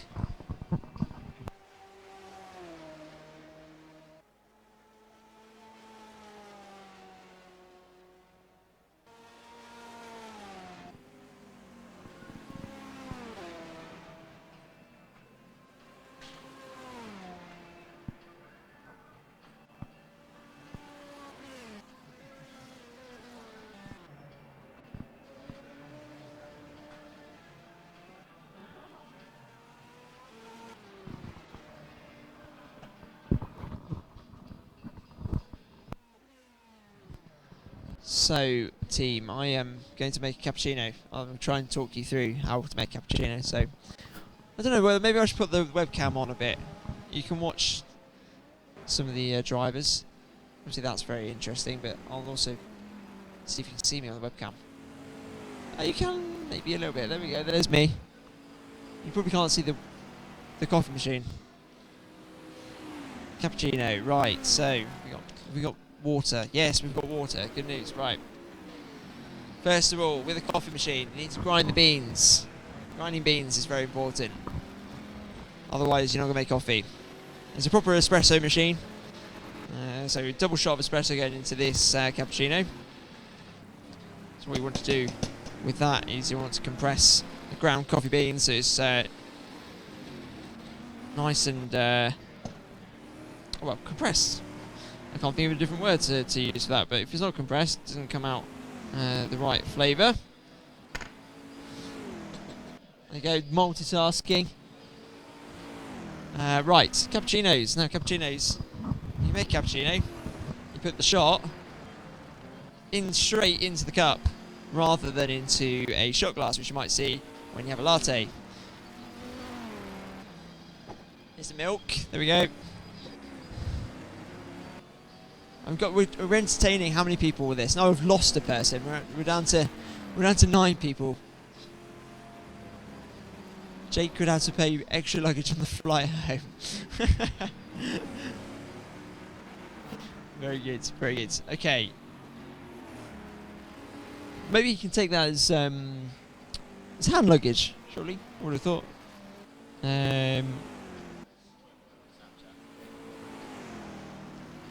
I quite like this. We're just seeing a Snapchat from my Mr. Epps. I like that. It's almost like a day-night cycle. I wish you could all see it. Instead, you're watching me make coffee. Yeah, no. Surely I mean, it's quite a big trophy. I'm sure he'd be happy to pay some luggage if he got a nice big trophy from us. Right, milk. Milk in a cappuccino. Frothy milk in a cappuccino. Not like a latte, which is just steamed. It's 50% froth, 50% milk, sort of steamed milk in a cappuccino. So we'll do that. So the machine's not fully warmed up anyway, so it's going to take quite a while. So I'm going to look back at the racing and answer any questions you have. Thrustmaster 24 hours of barista. Well, if Thrustmaster made barista equipment, I'm sure it would be the best, as are the wheels and pedals. Incredibly happy with the new steering wheels and pedals. I think much more realistic and lifelike. Especially a lot of the pro drivers really commenting on how much it improves immersion in what was already a very good simulator with, you know, the very large triple screens, the bass shakers rumbling away. However, you know, with the additional realistic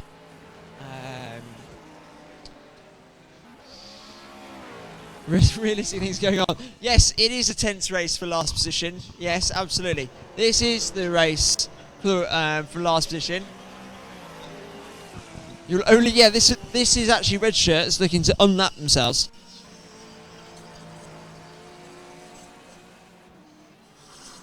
I'm sorry that I'm interrupting my barista sessions with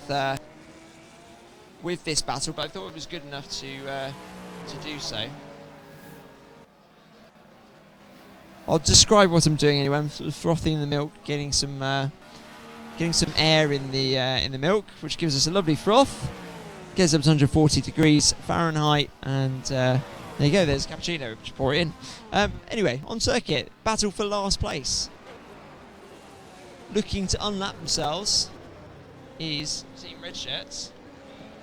Now they've very nicely let past Team Purple Helmets. Now maybe they're going to or try to follow Team Purple Helmets through when they go past. Oh no! Well, that's all gone wrong. All on their own. It was going so well. I thought they were going to run up themselves. That's a shame. One-handed barista, perfect cappuccino. Needs lots of froth. I should show you on the stream. Hang on, let me show you the amount of froth on my cappuccino. Just for you, Adam. Where is the stream? Here it is. I don't know if you can see how frothy that is. That's how frothy cappuccino should be. There we go. Here's your frothy cappuccino, sir. Would you like a lid for it? Oh, what? Sorry. Oh, right, okay. A flake. I don't have any flakes. I have chocolate sprinkles. Would you like chocolate? I can't. I could do the rest of it one-handed. I can't take the two lids off. Anyway, back to racing. That's why we're all here. We've picked up one. Hopefully, you guys are enjoying barista training. We're opening Simply Cafe soon. Obviously, maybe not. Maybe not. It takes too much time. So, 6 hours and 50 minutes remaining. Oh, that I felt like that coffee was very quick. Maybe I was wrong. So, standings. Simply Ace, 5 laps ahead of Purple Helmets. Downforce Radio. Simply Ace is 5 laps ahead of Friction Racing. I can't read. It's got to that point in the morning. Yeah, and then yeah, I can add. It's fine. I'm not sure I can add. No, I need help. So Simply Ace leading.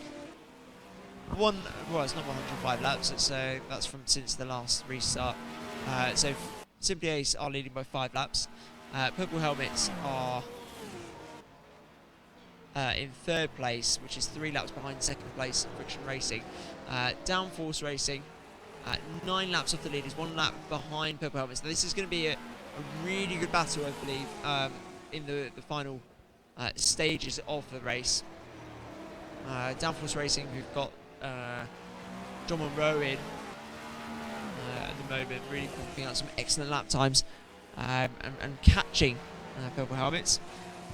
Now, next up, we have got Team Misfits. Now, they're probably a bit too far back now to kind of make I mean, anything can happen in the last 7 hours, but probably too late to catch up enough to get on the podium. Team Race Logic, now they are in 6th place, which means they've overtaken Mango's Racing somewhere on circuit. We missed it during barista training.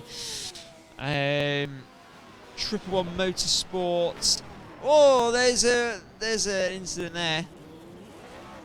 That was entirely Mission Motorsports' fault there, I believe. Let's have a look.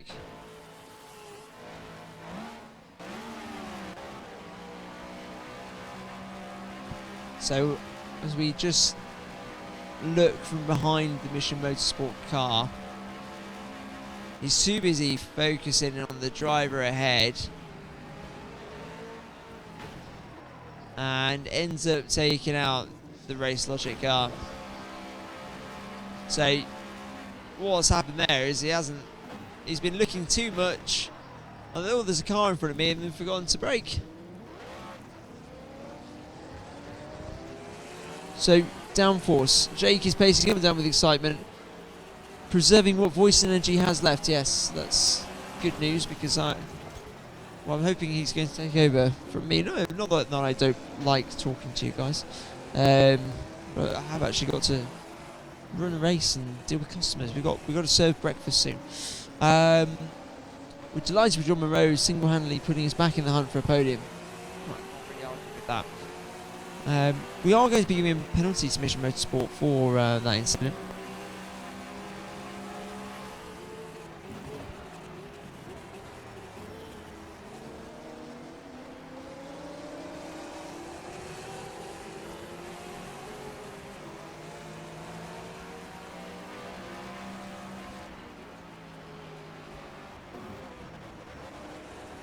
Okay, so penalty applied then to Mission Motorsport, 10th place. So they will have to come in for that penalty soon. Adam, just going back to your earlier comment, I think you really should start drinking coffee. It is wonderful.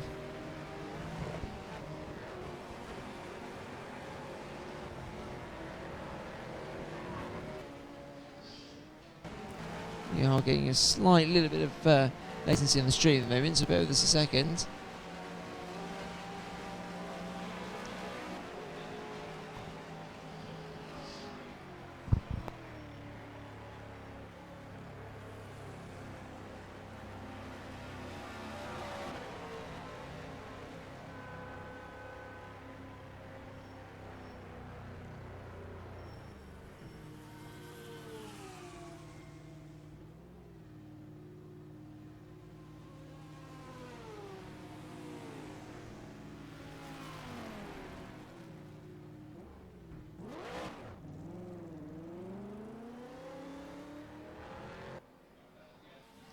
Okay, hopefully that should resolve any latency issues we've had recently. Oh, we've still got a little bit going on. Let's keep an eye on that, and if we need to, we'll go and sort that out. This is U Barracuda with the just focusing on their livery for a moment. They've got the Notta Ferrari on the back bumper and the novice player. I think that was mainly because so it looked too much like a Ferrari. They insisted on having a red paint scheme, red and white. So interesting things about their livery. They've taken sponsors that have the same surname as the driver. So Nathan Burton, Jordan Cruikshank. We've got Lyman Taverns. Oh, sorry, bear with me 1 second.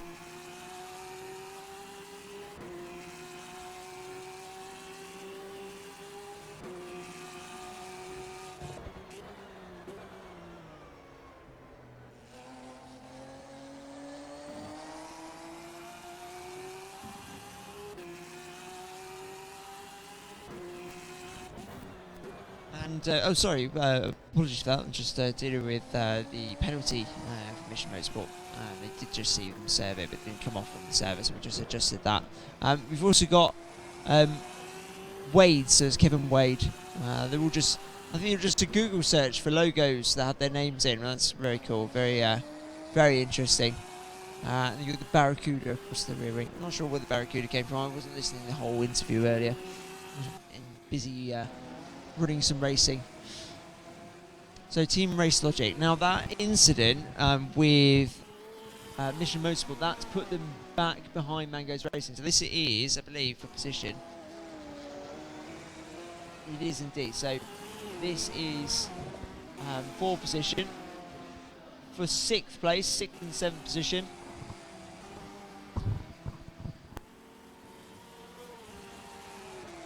Okay, so Rob Fowler in the seat at the moment for Team Race Logic, one of the quicker members of the team, putting in some very consistent laps so far. Very unlucky to get the receiving end of a late braking manoeuvre, should we put it that way, from Mission Motorsport into turn number 1. Obviously, pretty keen to get back that position from Mango's Racing. Lights on, headlights on. Always find that will help you go faster and certainly distract the drivers. A little bit wide there for Mango, so really under pressure. On board then with the Rob Fowler of Team Race Logic.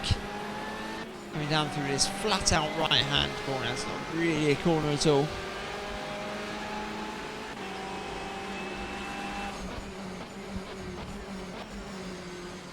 Right, so okay, so Adam was telling me how it came to be that they're called U Barracuda. Joshua Home of Queens of the Stone Age, that's the name I have at the time, played a song called Barracuda while drunk in the concert. It's probably one of the most unique ways of getting a name for your racing team. So congratulations to them, I suppose. Meanwhile, looking back on track, it's a bit of a slightly larger gap. It's, Mango's just pulled away slightly.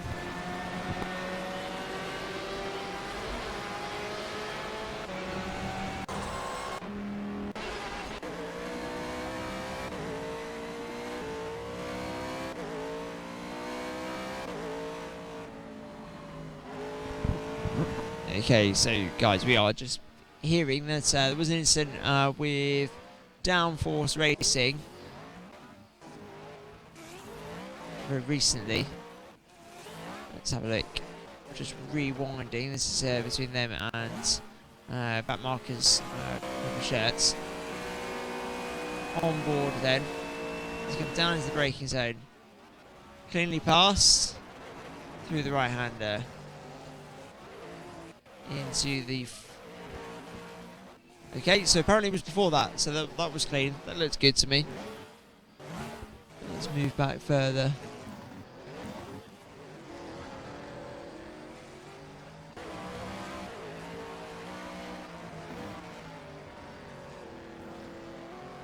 Hugging the line.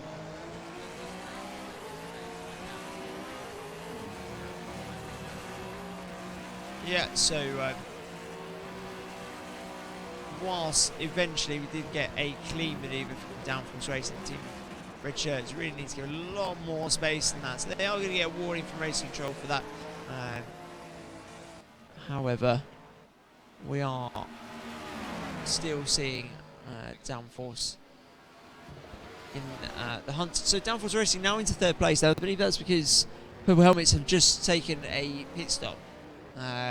So it'd be interested to know what the difference is. So we've got Downforce currently going round turn number 3, and that is the Ashton's Purple Helmets car entering turn 2 now. So there's probably about 20-25 seconds between the two teams at the moment.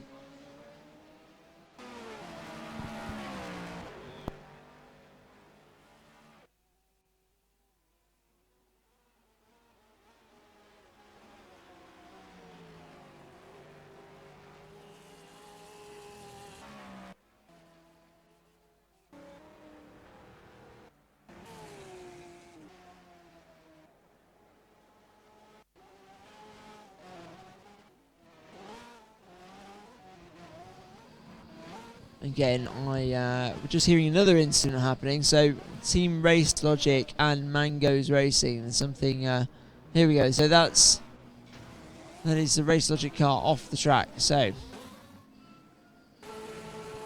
coming in turn number 1, late on the brakes. Really good braking there from Rob. And then it just gets pushed wide onto the grass and then follows through. Okay, so I believe that's going to end up being a penalty for the Mangoes Racing team. Just way too late on the brakes. Let's just review that one more time.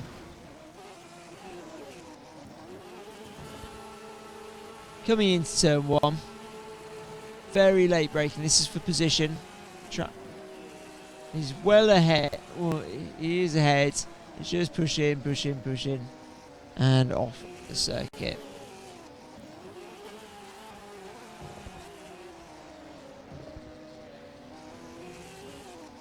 Yeah, that's a fair penalty there.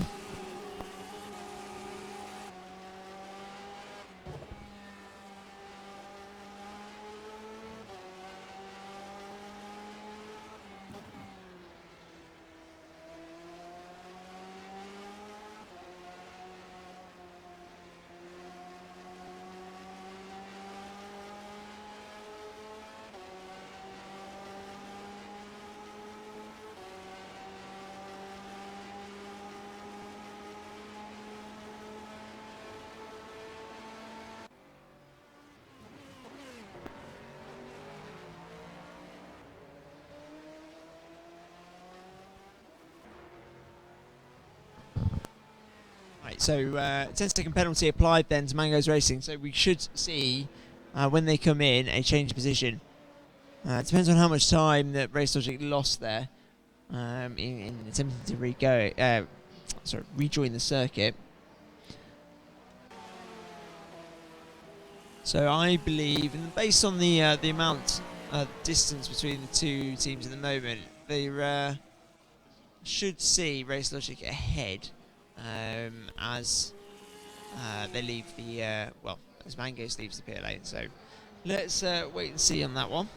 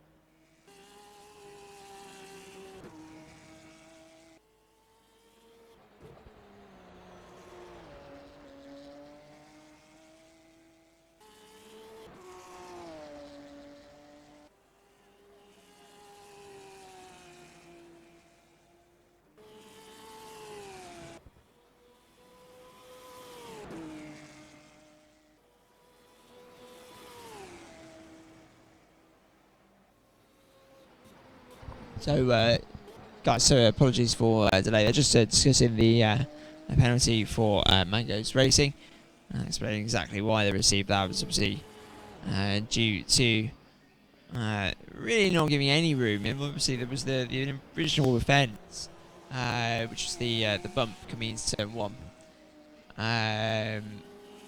He actually came off the brakes because he realised how early it braked. But at that point, the other driver was already in front of him.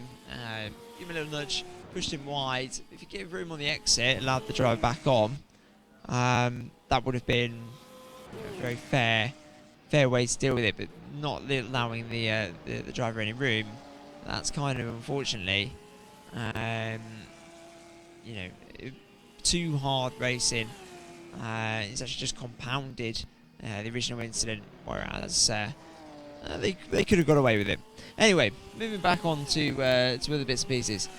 How come we aren't using the chicane that the MotoGP and ELMS used towards the end of that? It was just a matter of preference, to be honest. I personally quite liked the GT track. It's a bit of a slightly strange chicane. It's very bumpy and slightly uphill. It's really bizarre. There's a couple of different reasons. One, I mean, the circuit does flow a little bit better. It's a quicker track, which to a certain extent is slightly more interesting to drive and to watch. But also, having a slightly shorter circuit with 12 pods obviously just makes the racing a little bit closer. So that was another consideration for us as well. So we had to kind of make a compromise between length of circuit and the amount of interest that the circuit brings as well over a whole 24-hour cycle. I think Estoril has been a good circuit to choose. And I personally I do like the GP circuit. I like the GT circuit as well. So I would have been happy either way. But the main feedback from the drivers was that they preferred the GP circuit.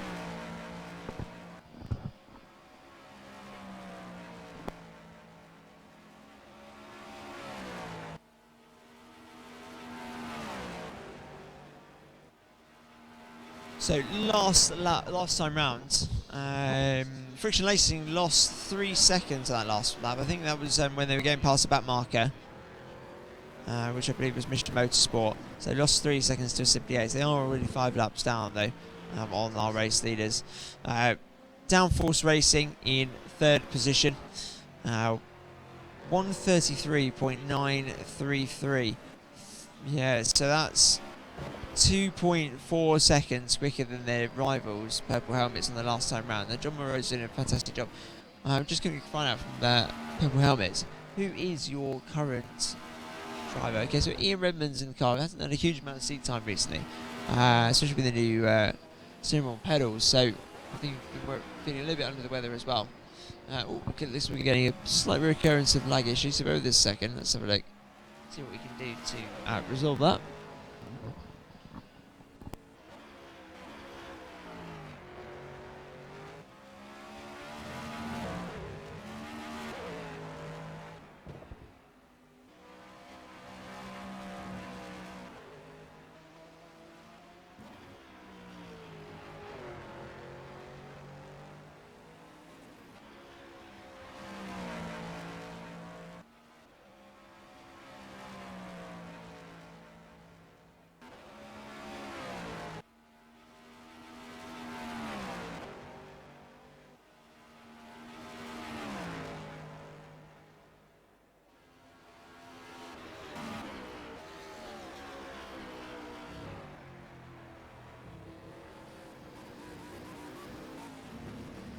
So what we're going to do, guys, is just quickly leave and exit the stream. So we're going to put you on the webcam for a second. Just bear with this a second.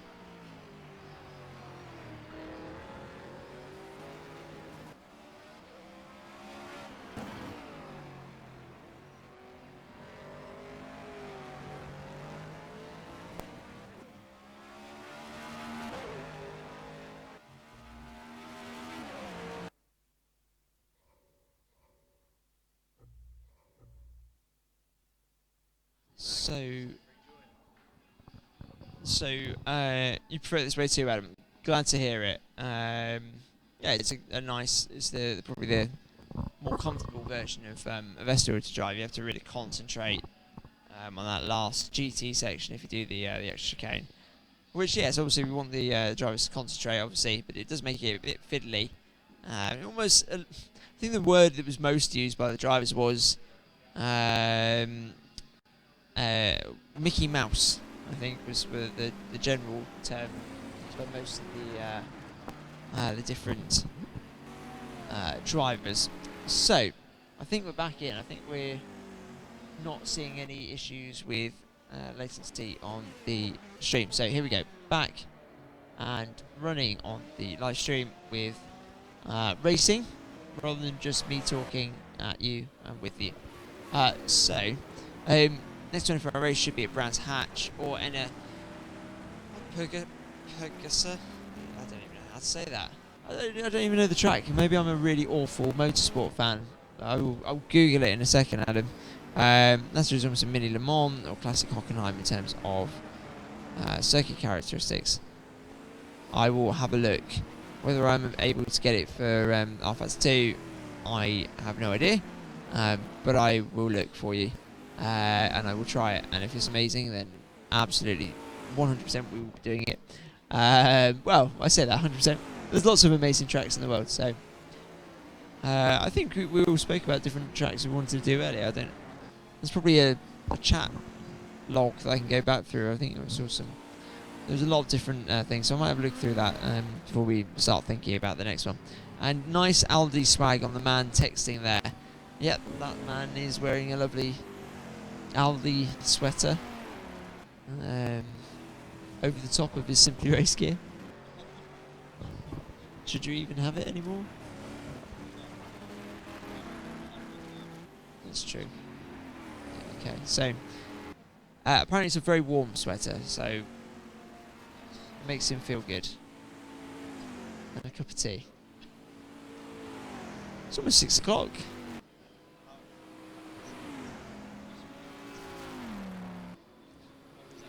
Oh, so we were on the webcam, so that's where they saw your beautiful sweater. Right, anyway, but that's enough talking about Aldi swag. So this is Simply Ace, our race leaders. Last time round, 134.416, which was 2/10 quicker than our second place team, Friction Racing. Quickest team on the circuit at the moment is Rob Fowler in the Race Logic car. So 6th position in number 7.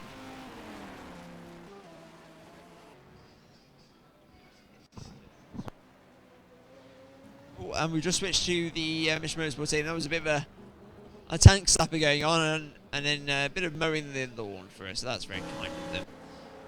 There we go. Anyway.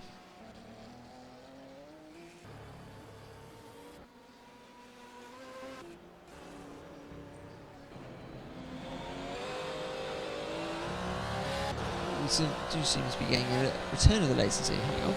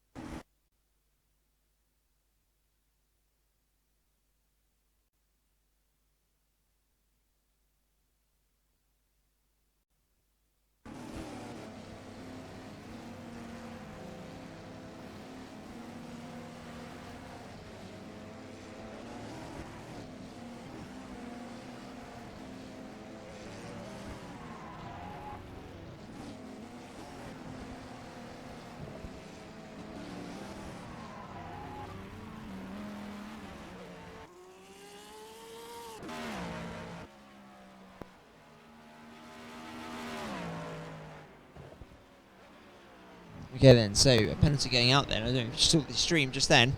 Penalty for pod number 2. That's red shirts for the contact on the race leaders.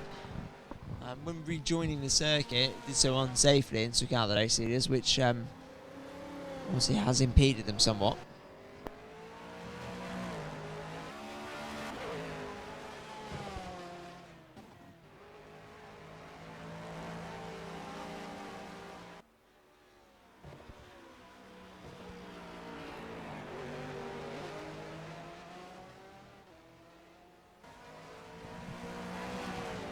Okay, so 12 hardcore fans watching us all the way into 5:43 a.m. We are with Mission Motorsport in 10th position, using a hand control cars. Hand control, not the car, hand control simulator. So it's a Thrustmaster F1 wheel with custom hand controls created by Glenn from Simability in America. We're very grateful for his help in bringing that all together. Just takes a while to kind of get used to the hand controls, but they're incredibly well made piece of kit. Actually, I was really impressed with the feel of the brake because I think even when I was working in go-karting, we used to have paddles for brakes. Yeah, I never really felt that even on the real brakes, there was never really a full feel on the amount of braking pressure and all that kind of stuff. But the way that Glenn from Simability has managed to sort out a fantastic hand control car for this mission team is wonderful. If you do want to donate to Mission Motorsport, that's one of the things we're trying to achieve today.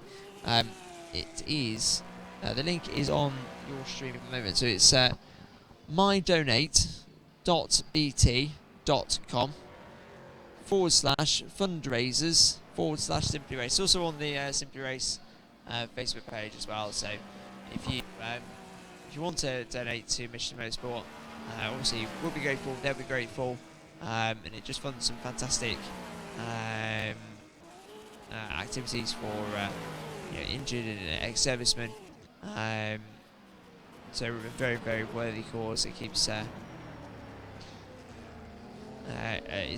the organisation keeps on giving in terms of its talent and resources, all those kind of things. They're lovely bunch of guys as well.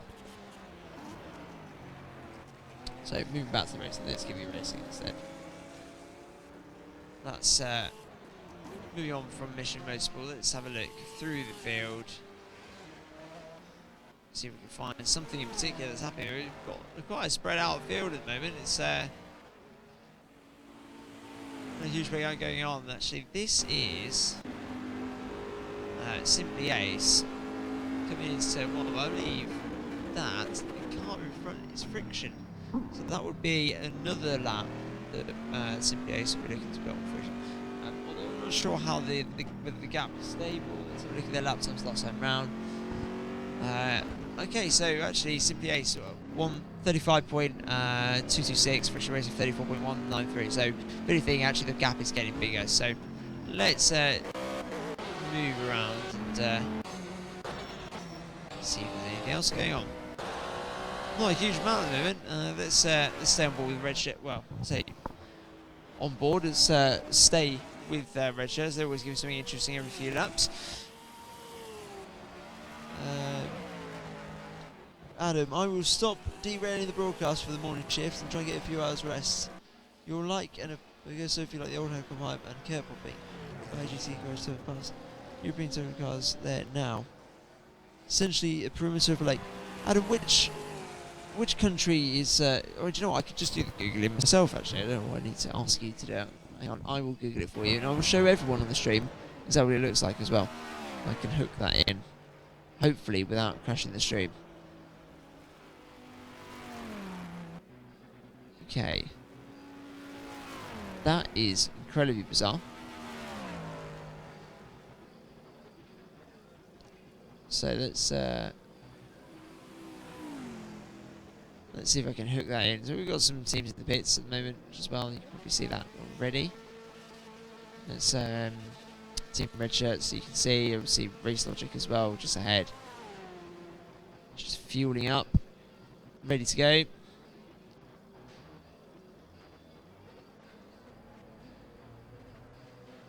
Okay, so whilst we're having a look at, we'll kind of look at half of the race and half at Innipagusa. I keep probably saying it completely incorrectly. So it's some kind of very weird lake, slightly green with lots of algae, and a racetrack around it. Because why not? I suppose it looks very fast. A couple of chicanes over this side, and there's the left-hand side. It's it looks very American. Let's find out where it actually is. So, the only Sicilian natural lake. Oh, so it's in Italy. Okay, very interesting. 3.076 miles. It's longer than it looked, to be honest with you. I thought it was slightly shorter than that, but there we go. Right. Now we've just got Streamception, so you can see my version of your stream on the stream. So let's get rid of that. There we go. Back to the racing. Looks like a quite cool track. If I can find it for Alpha 2, I'll find. I'll see what we can do with that.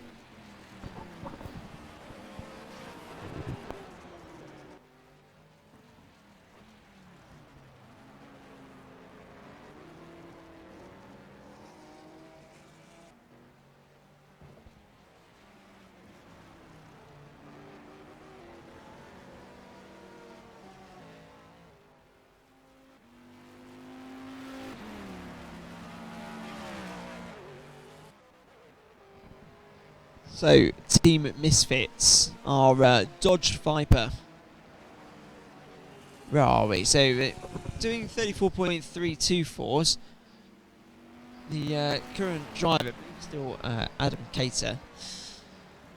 So, consistently going around the circuit. We've already discussed the beauty that the Viper has. It's a lovely, beautiful car and really lovely livery design for the Simply Race, or Thrustmaster Simply Race. Thrustmaster Simply Race 24. The name changes every time I say it. So these guys are. Let's find out how many laps off the lead.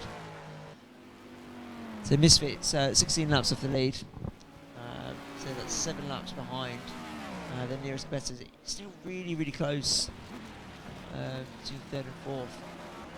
Downforce now a lap ahead of Purple Helmet, so really key then that Purple Helmets get a solid stint in. Okay, so just hearing on the grapevine that Downforce are about to do a driver change. I will say good night to Adam, who's kept us company throughout. Thank you for your commenting. It's been lovely to have you, and we'll see you in a few hours. However, right, so Downforce Racing, with 6 hours 10 minutes to go, are just about to do a driver change. So John Monroe's done a heroic stint to bring them right into the hunt for a podium. Is about to come into the pits.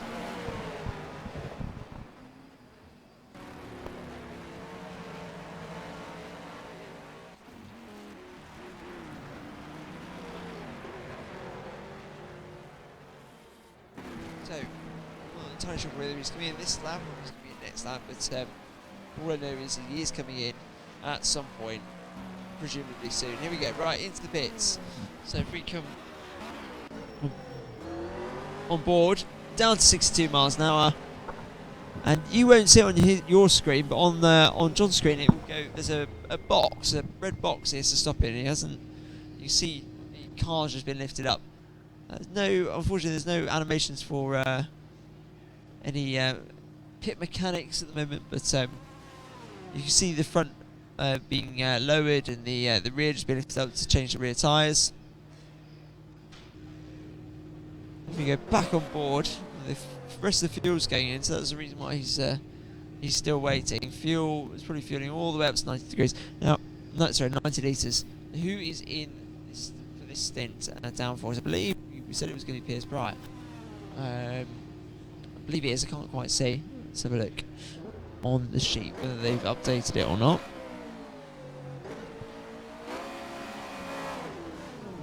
It still says John Moreau, but I believe it's Piers Pryor. So accelerating up to 62 miles an hour, pit lane speed limit, waiting for the second line, and then on pit lane speed limiter and onto the circuit. So that's downforce racing down into 4th position. Let's have a look. Purple helmets are actually just about 10 seconds ahead of them on the circuit.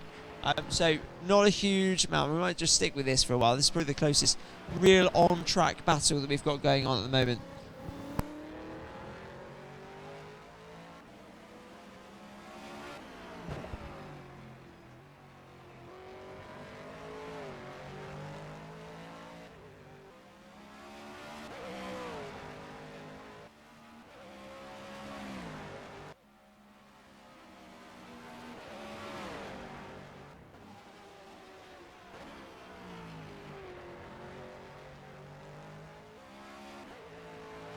So then, with Piers Pryor at the helm of Downforce Racing, we are expecting to see some excellent lap times. We see some fresh tyres, and also, well, but the downside of that, he's also got a full tank of fuel as well. So, be interesting to see whether you can catch up with Ian Redmond in the purple, the very distinctive purple helmets car, that Ferrari. Ashton's Ferrari got the headlights on just to distract the drivers. I think that is, Mike. Or because it looks cool on the stream as well. It looks great. Like having the endurance lights on, even though we're not, unfortunately, in nighttime settings.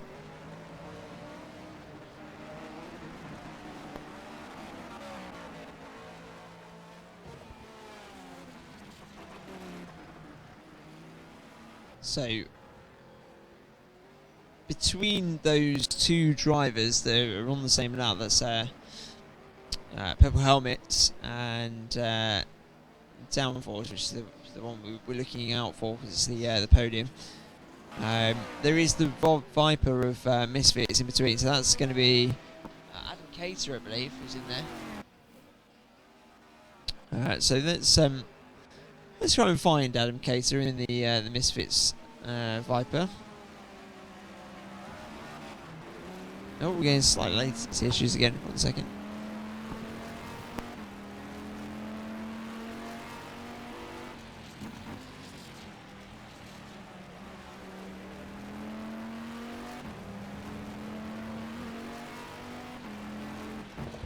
Okay, hopefully, yeah, got that sorted. So that is... This is the reverse camera on the Dodge Viper. You should listen to the big bassy sound of the Dodge. And you can see, we may well see, we may not see, we should see a growing Aston Martin growing in the mirrors every now and then. The brake concertina effects.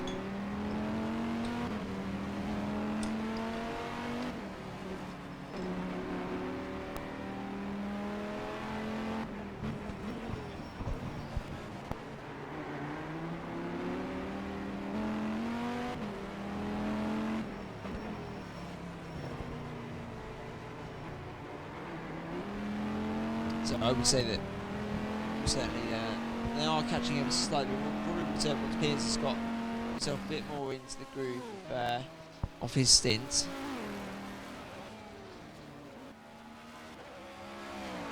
This is Friction Racing. We've seen a lot of them recently. A little bit lonely in second place.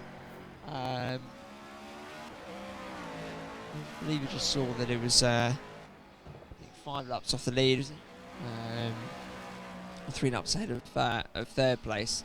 And so I believe Darren Kirk is your current driver in Team Friction. Darren, who used to hold the lap record at Estoril, which was unfortunately trumped by Phil Bradcott in Simply Ace.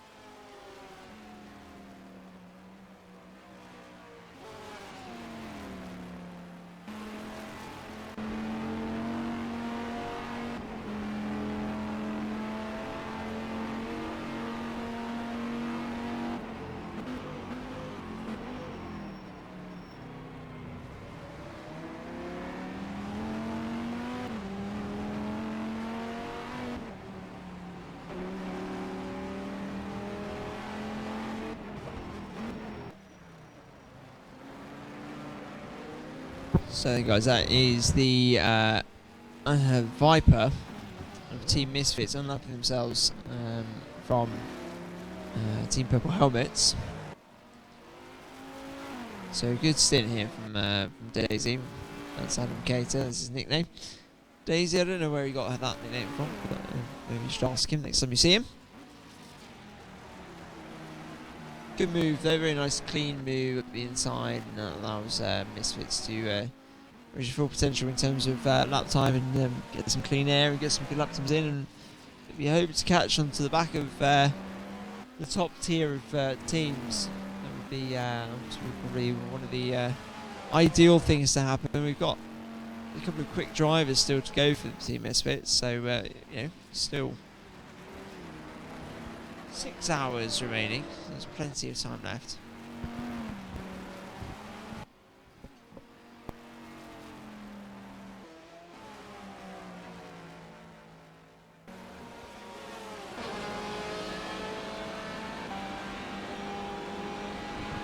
So this is the battle for third position. We've got the Ashton's Team Purple Helmet car, followed very, very closely by Downforce Racing's Aston Martin. It's been very, very close. It's been close between these two teams all day.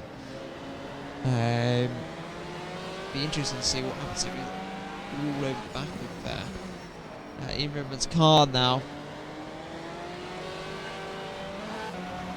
Should be interesting to see what happens. Obviously, the lights are on. There's no rule against having lights on during the day. It's pretty standard to have.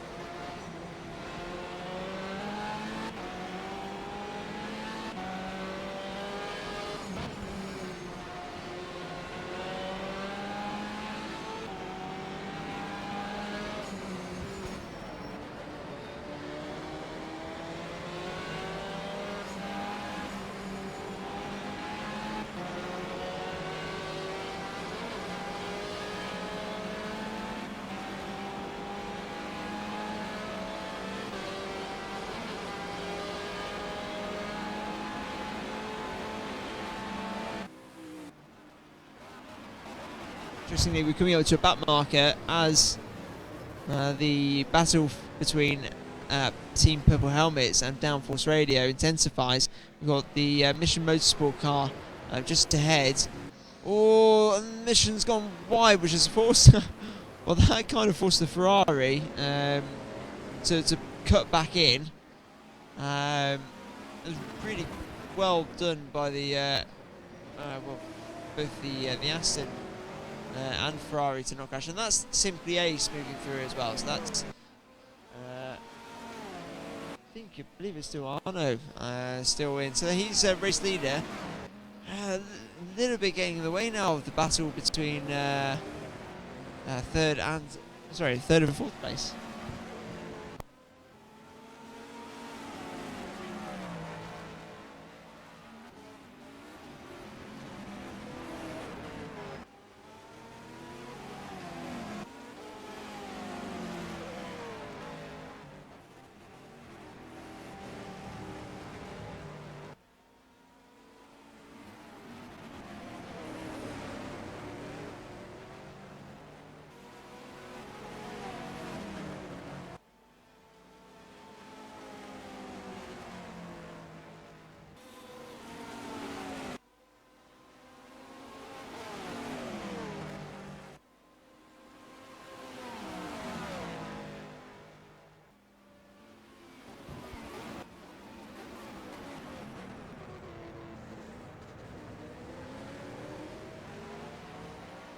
Okay, so Mike taking over commentary just for a little while Ben gets some showtime. He has been up since, I think it's been up since 7 a.m. Saturday morning, so a long shift he's put in so far. So watching the battle intensify for third place between Purple Helmets and Downforce Racing. We did see them let Simply Ace through, and here we go. Nose to tail.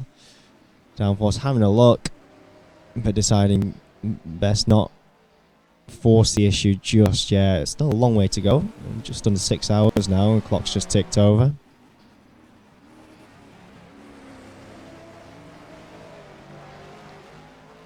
So we may need to see it from Downforce's perspective as they're chasing Purple Helmets down. Just flicking through the right camera angles. So let's jump on board.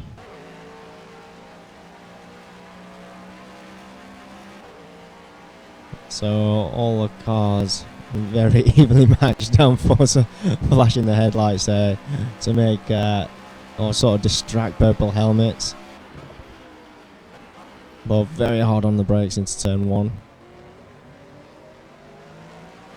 Very differing lines as well, and it looks like Downforce right up onto the rear bumper.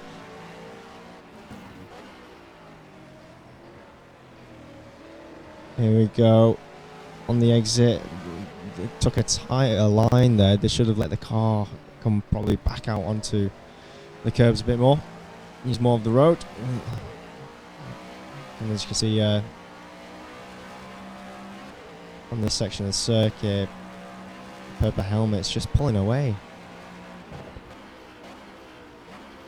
Simply Ace as well, up ahead. Slowly pulling away from these two, but not much. Would be good to see lap times.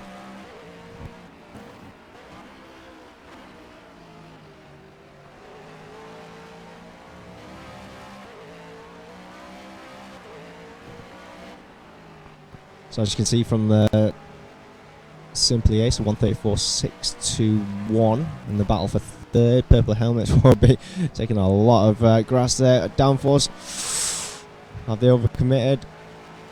Losing some ground. So just going back to lap times, 136.629, 136.290 on that previous lap. On this one, slightly slower. Well, they're quicker lap times from before.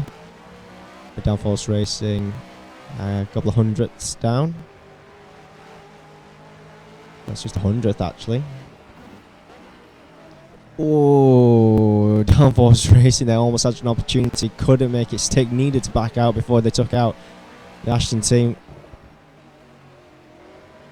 I do apologise about the lag on the feed there, not 100% sure why that just had a slight glitch. Just keep an eye on that.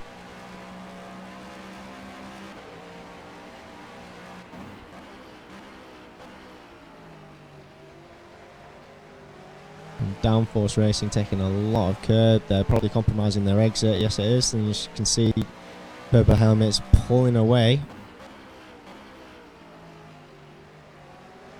They're trying to use as much of the track as possible, but it does compromise some of their exiting. Oh, up on the two wheels.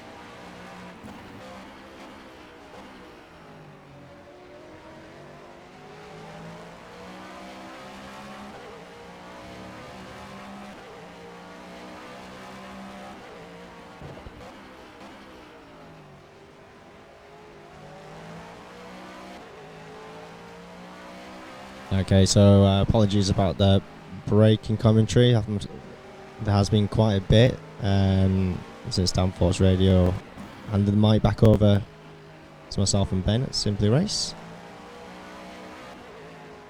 Both of them giving a lot of respect there for that battle for third. Neither of them want to make an error, and there we go. Purple Helmets pulls off into the pit lane, which gifts third place to Downforce Racing. So it'll be down to Downforce Racing to get that pedal down to the metal and try and set a good lap time to try and increase that gap. Ready for their next stop. Not 100% sure. A big corner cut there by Downforce Racing. We'll keep a close eye on that.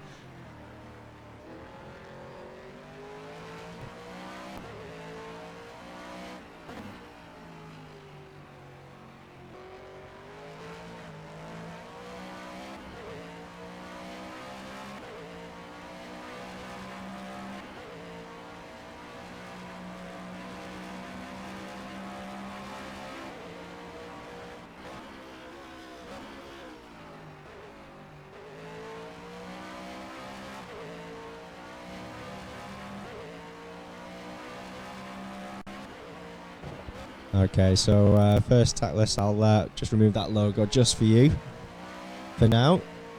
But Thrustmaster have been very good to us, becoming an official partner here at Simply Race. We will look at probably integrating the logo a little bit better onto our stream going forward, but note taken.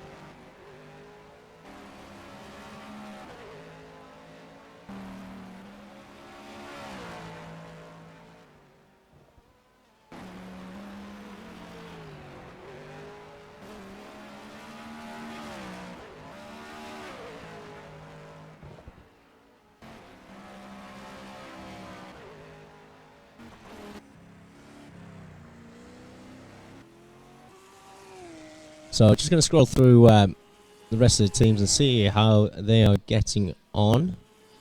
So Team Red Shirts in 11th place, so only 11 cars remaining, and due to one team retiring.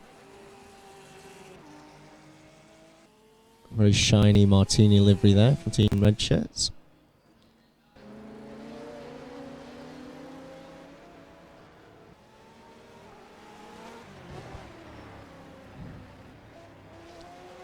So Mission Motorsport allowing purple helmets through there. Mission Motorsport doing really well, despite the fact that they've had almost zero practice for today's event.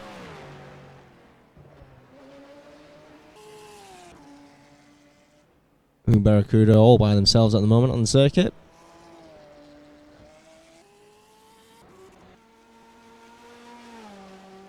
Along with Triple One Motorsport as well. Looks like everyone's really spread out at the moment.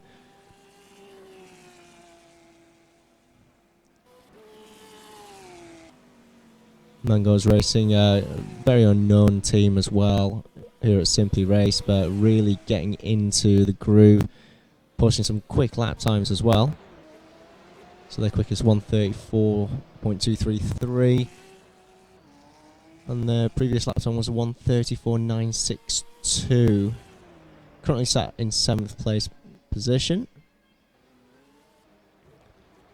So top 3, Simply Ace up there ahead. 5 laps behind on Friction Racing, with Downforce Racing a further 4 laps behind. And the closest battle is still between Downforce Racing and Purple Helmets. Team Purple Helmets have made a pit stop, so they've got fresher tyres and a full tank of fuel as well, so it will make for an interesting race going into the latter part. We do still have 5 hours and 45 minutes left to go, so still anything can happen. Not 100% sure what Ben has also forecasted for the weather. I'm not sure if it is going to remain dry for the rest of the race. You never know. There may be a chance of rain. I'm not 100% on the weather report. It's been discussed yet, because I did have a little bit of a sleep at 3 a.m. when the restart happened for the dry race. I think we did have 4 hours of torrential downpour and everyone racing in the wet. So a lot of concentration had to go on for the drivers throughout the night. Did spice things up.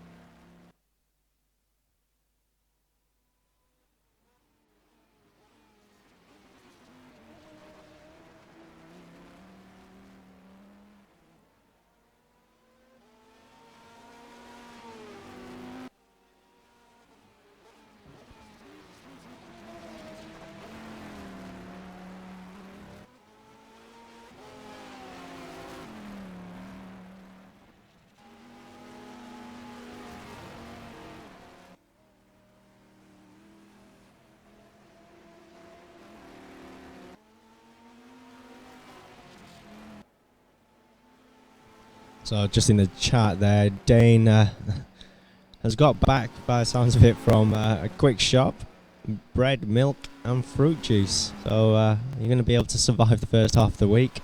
The racing is getting more intense, especially the battle for third place as well, between Downforce Racing and Purple Helmets. Remember, Purple Helmets do have more fuel and fresher tyres now due to that stop, so they did lose third place. However, they could take it back on the next round of pit stops.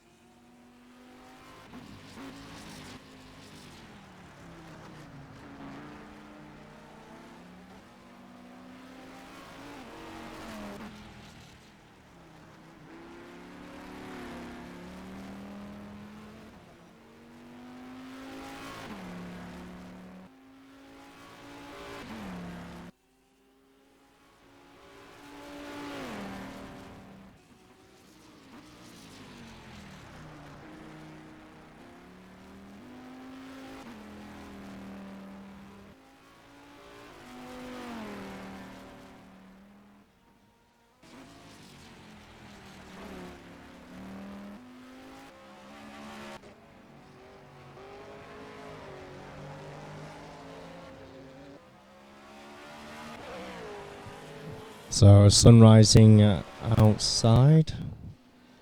Still daytime during the race, of course.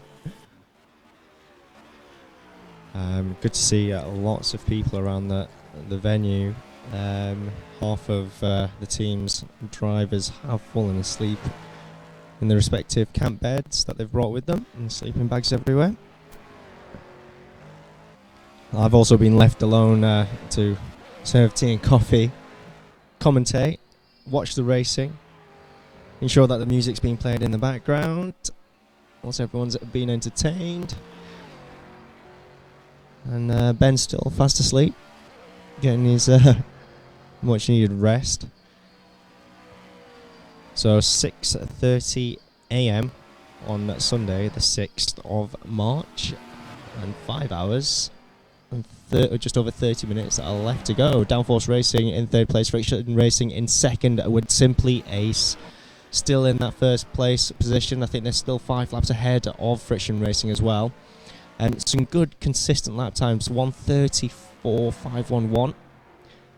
Quickest lap time so far on that last lap and that's why Simply Ace. Friction Racing with 1:34.694 and Downforce Racing 1:34.756.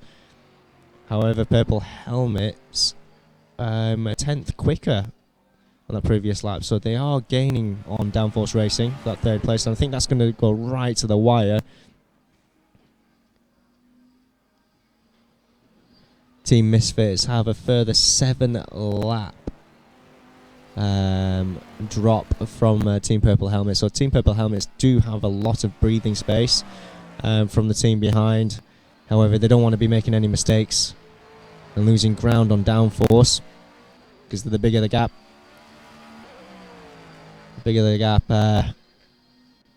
that they give them for that pit stop, the harder it will be later on in the race.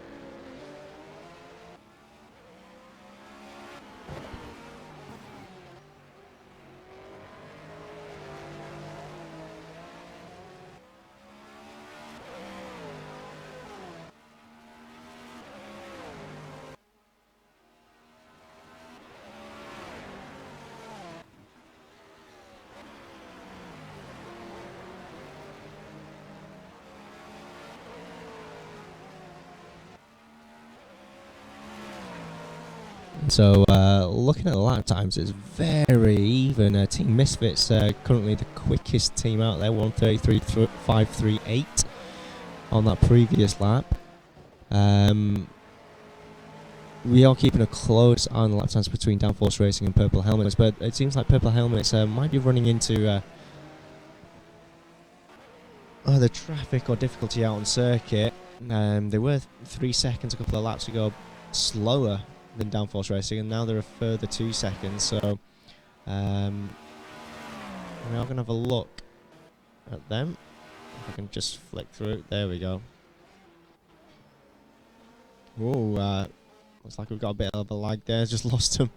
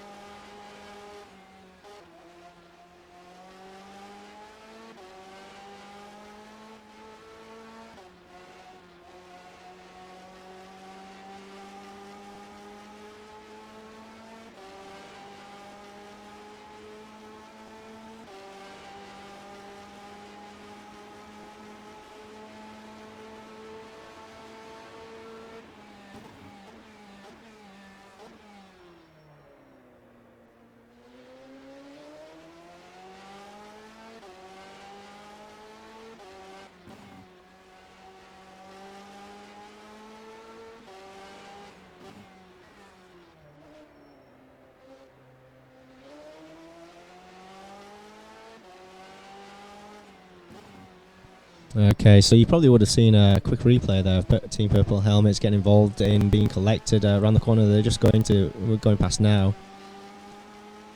Unfortunately, not much we could do there. 2 cars being collected, and then unfortunately, Team Purple Helmets being collected amongst that, and then getting stuck on the barriers as well. I think did have one slight glitch at that point, so hence why Team Purple Helmets got stuck. Managed to get them straight back out, but I think they have lost quite a bit of time as well. So we'll be keeping a close eye on that. It's a bit of a shame. So 3rd place position is currently held by Downforce Racing, and they are putting a good quick lap times in. So 1:34.688 compared to Team Purple Helmets 1:37.458. Looks like everyone's putting in good lap times at the moment. All 1:34s, leaving Triple One Motorsport with a 1:34.859. So only 9th, 10th, and 11th with the 1:40s. And Team Ash is coming back up to Mission Motorsport.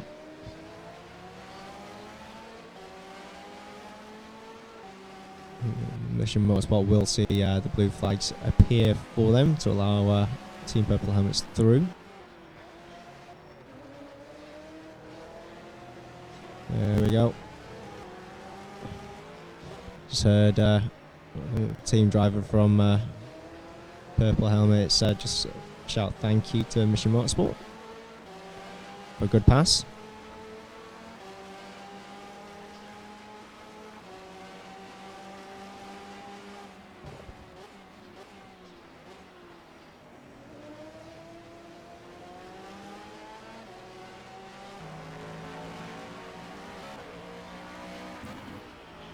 Friction Racing there, just looking after their own race for the time being. Who's that they're approaching? It looks like one of the 911s. Or is that? Can't quite make out who that other car is at the moment.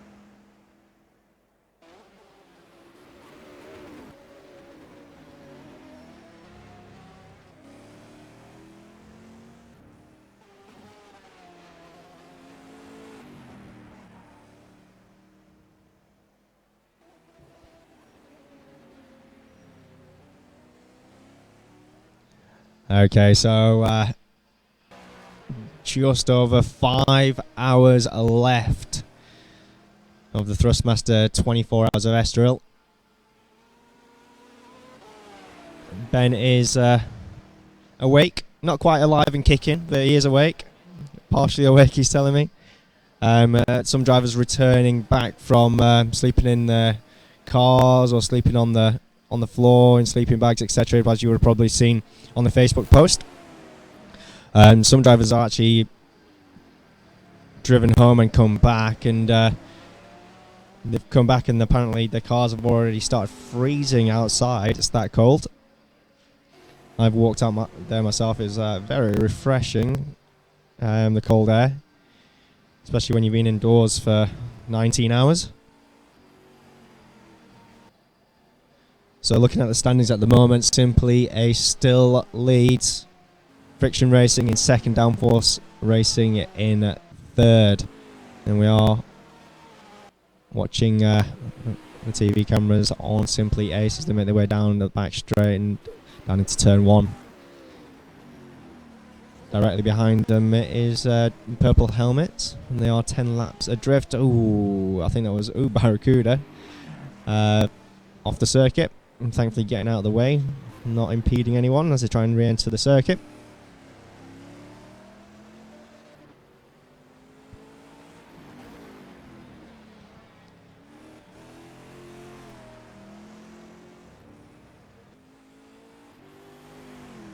Been speaking to a few drivers around the venue, and a few of them have managed to get a few hours sleep. Some were talking about how they've just got blocks of 20 minutes. The Simply Ace team are struggling quite a bit now. They only have 3 drivers in their team, and they were talking about how they were doing 4 stints of 2 hours lengths, and it's actually hurt them really badly. Only giving them 4-hour gaps between their stints. So Bradley taking a lot of curb there, but his lap time is still quick. 1:32.840. He is he's not the only one that's putting in a 1:32. So you got Team Misfits who's putting a 1:32.842. So very quick drivers out there on circuit. Downforce Racing with a 1:33.9. I've just got confirmation it was David Williams currently for Team Misfits in the car. Yeah, he is. He is in there at the moment.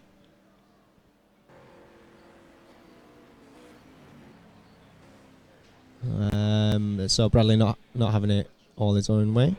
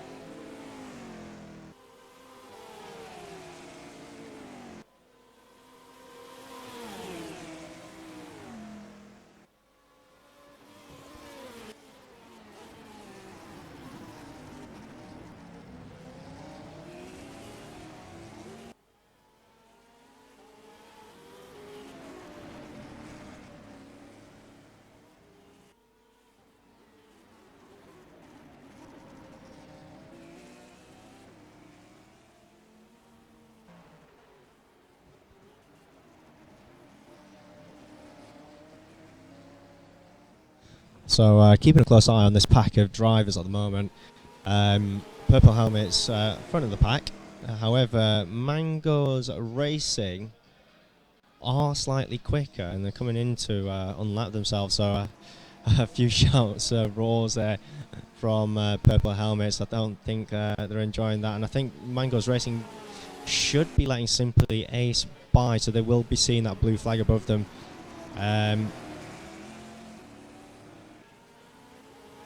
We'll be keeping a close eye on them. They do need to let Simply Ace through. Hasn't happened as yet, and you can see the headlights being flashed there by Bradley. At least that was a good clean overtake there. Mango's Racing did let off and allow them through. It's good to see. Fast approaching Purple Helmets as well. Simply Ace are a lot quicker as well on that previous lap. It was only a second quicker, but they are gaining. Previous laps they were doing 133s. You can see how much more composed that Corvette was around that first corner.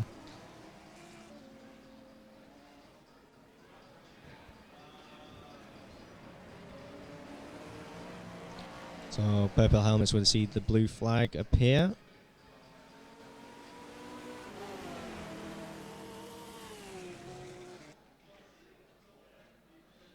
Lights being flashed just to make them aware that they are there. Whoa! Plenty of space given. Good driving. That's good. Pushing themselves wide though. So Mango's Racing have dropped back a little bit from the two drivers there.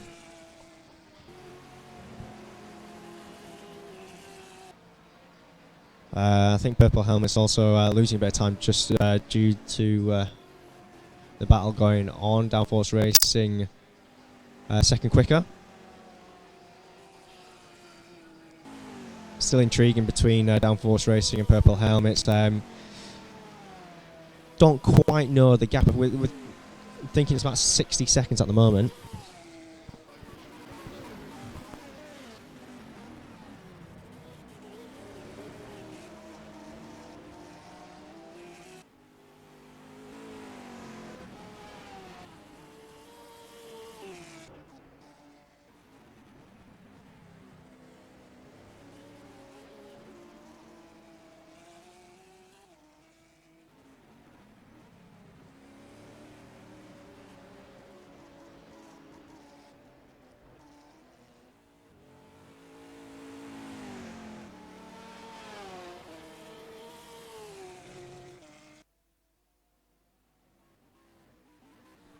So we've had a couple of members of Team Misfits coming to res control, talking about vibrations as they're making their way down the back straight.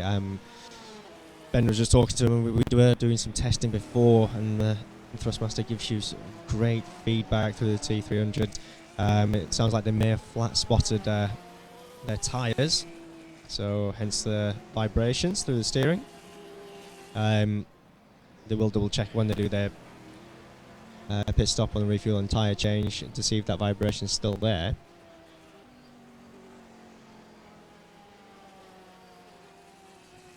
So still 11 teams in the race. Team Red Shirts, it looks like they've come in for a pit stop with 2-minute 12 lap time there.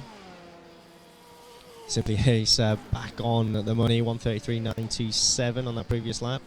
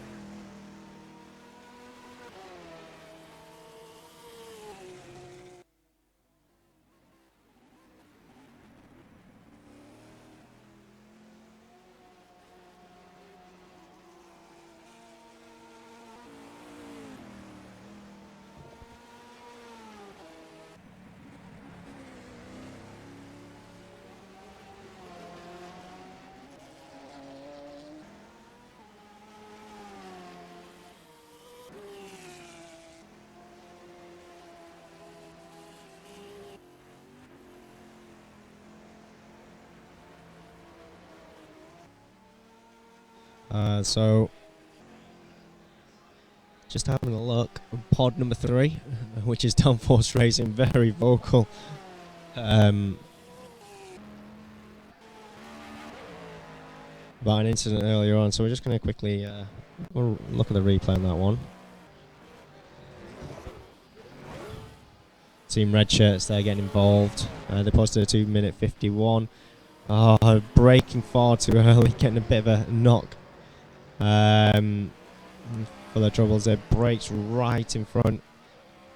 Really early on in into that corner, so Downforce Racing had nowhere to go.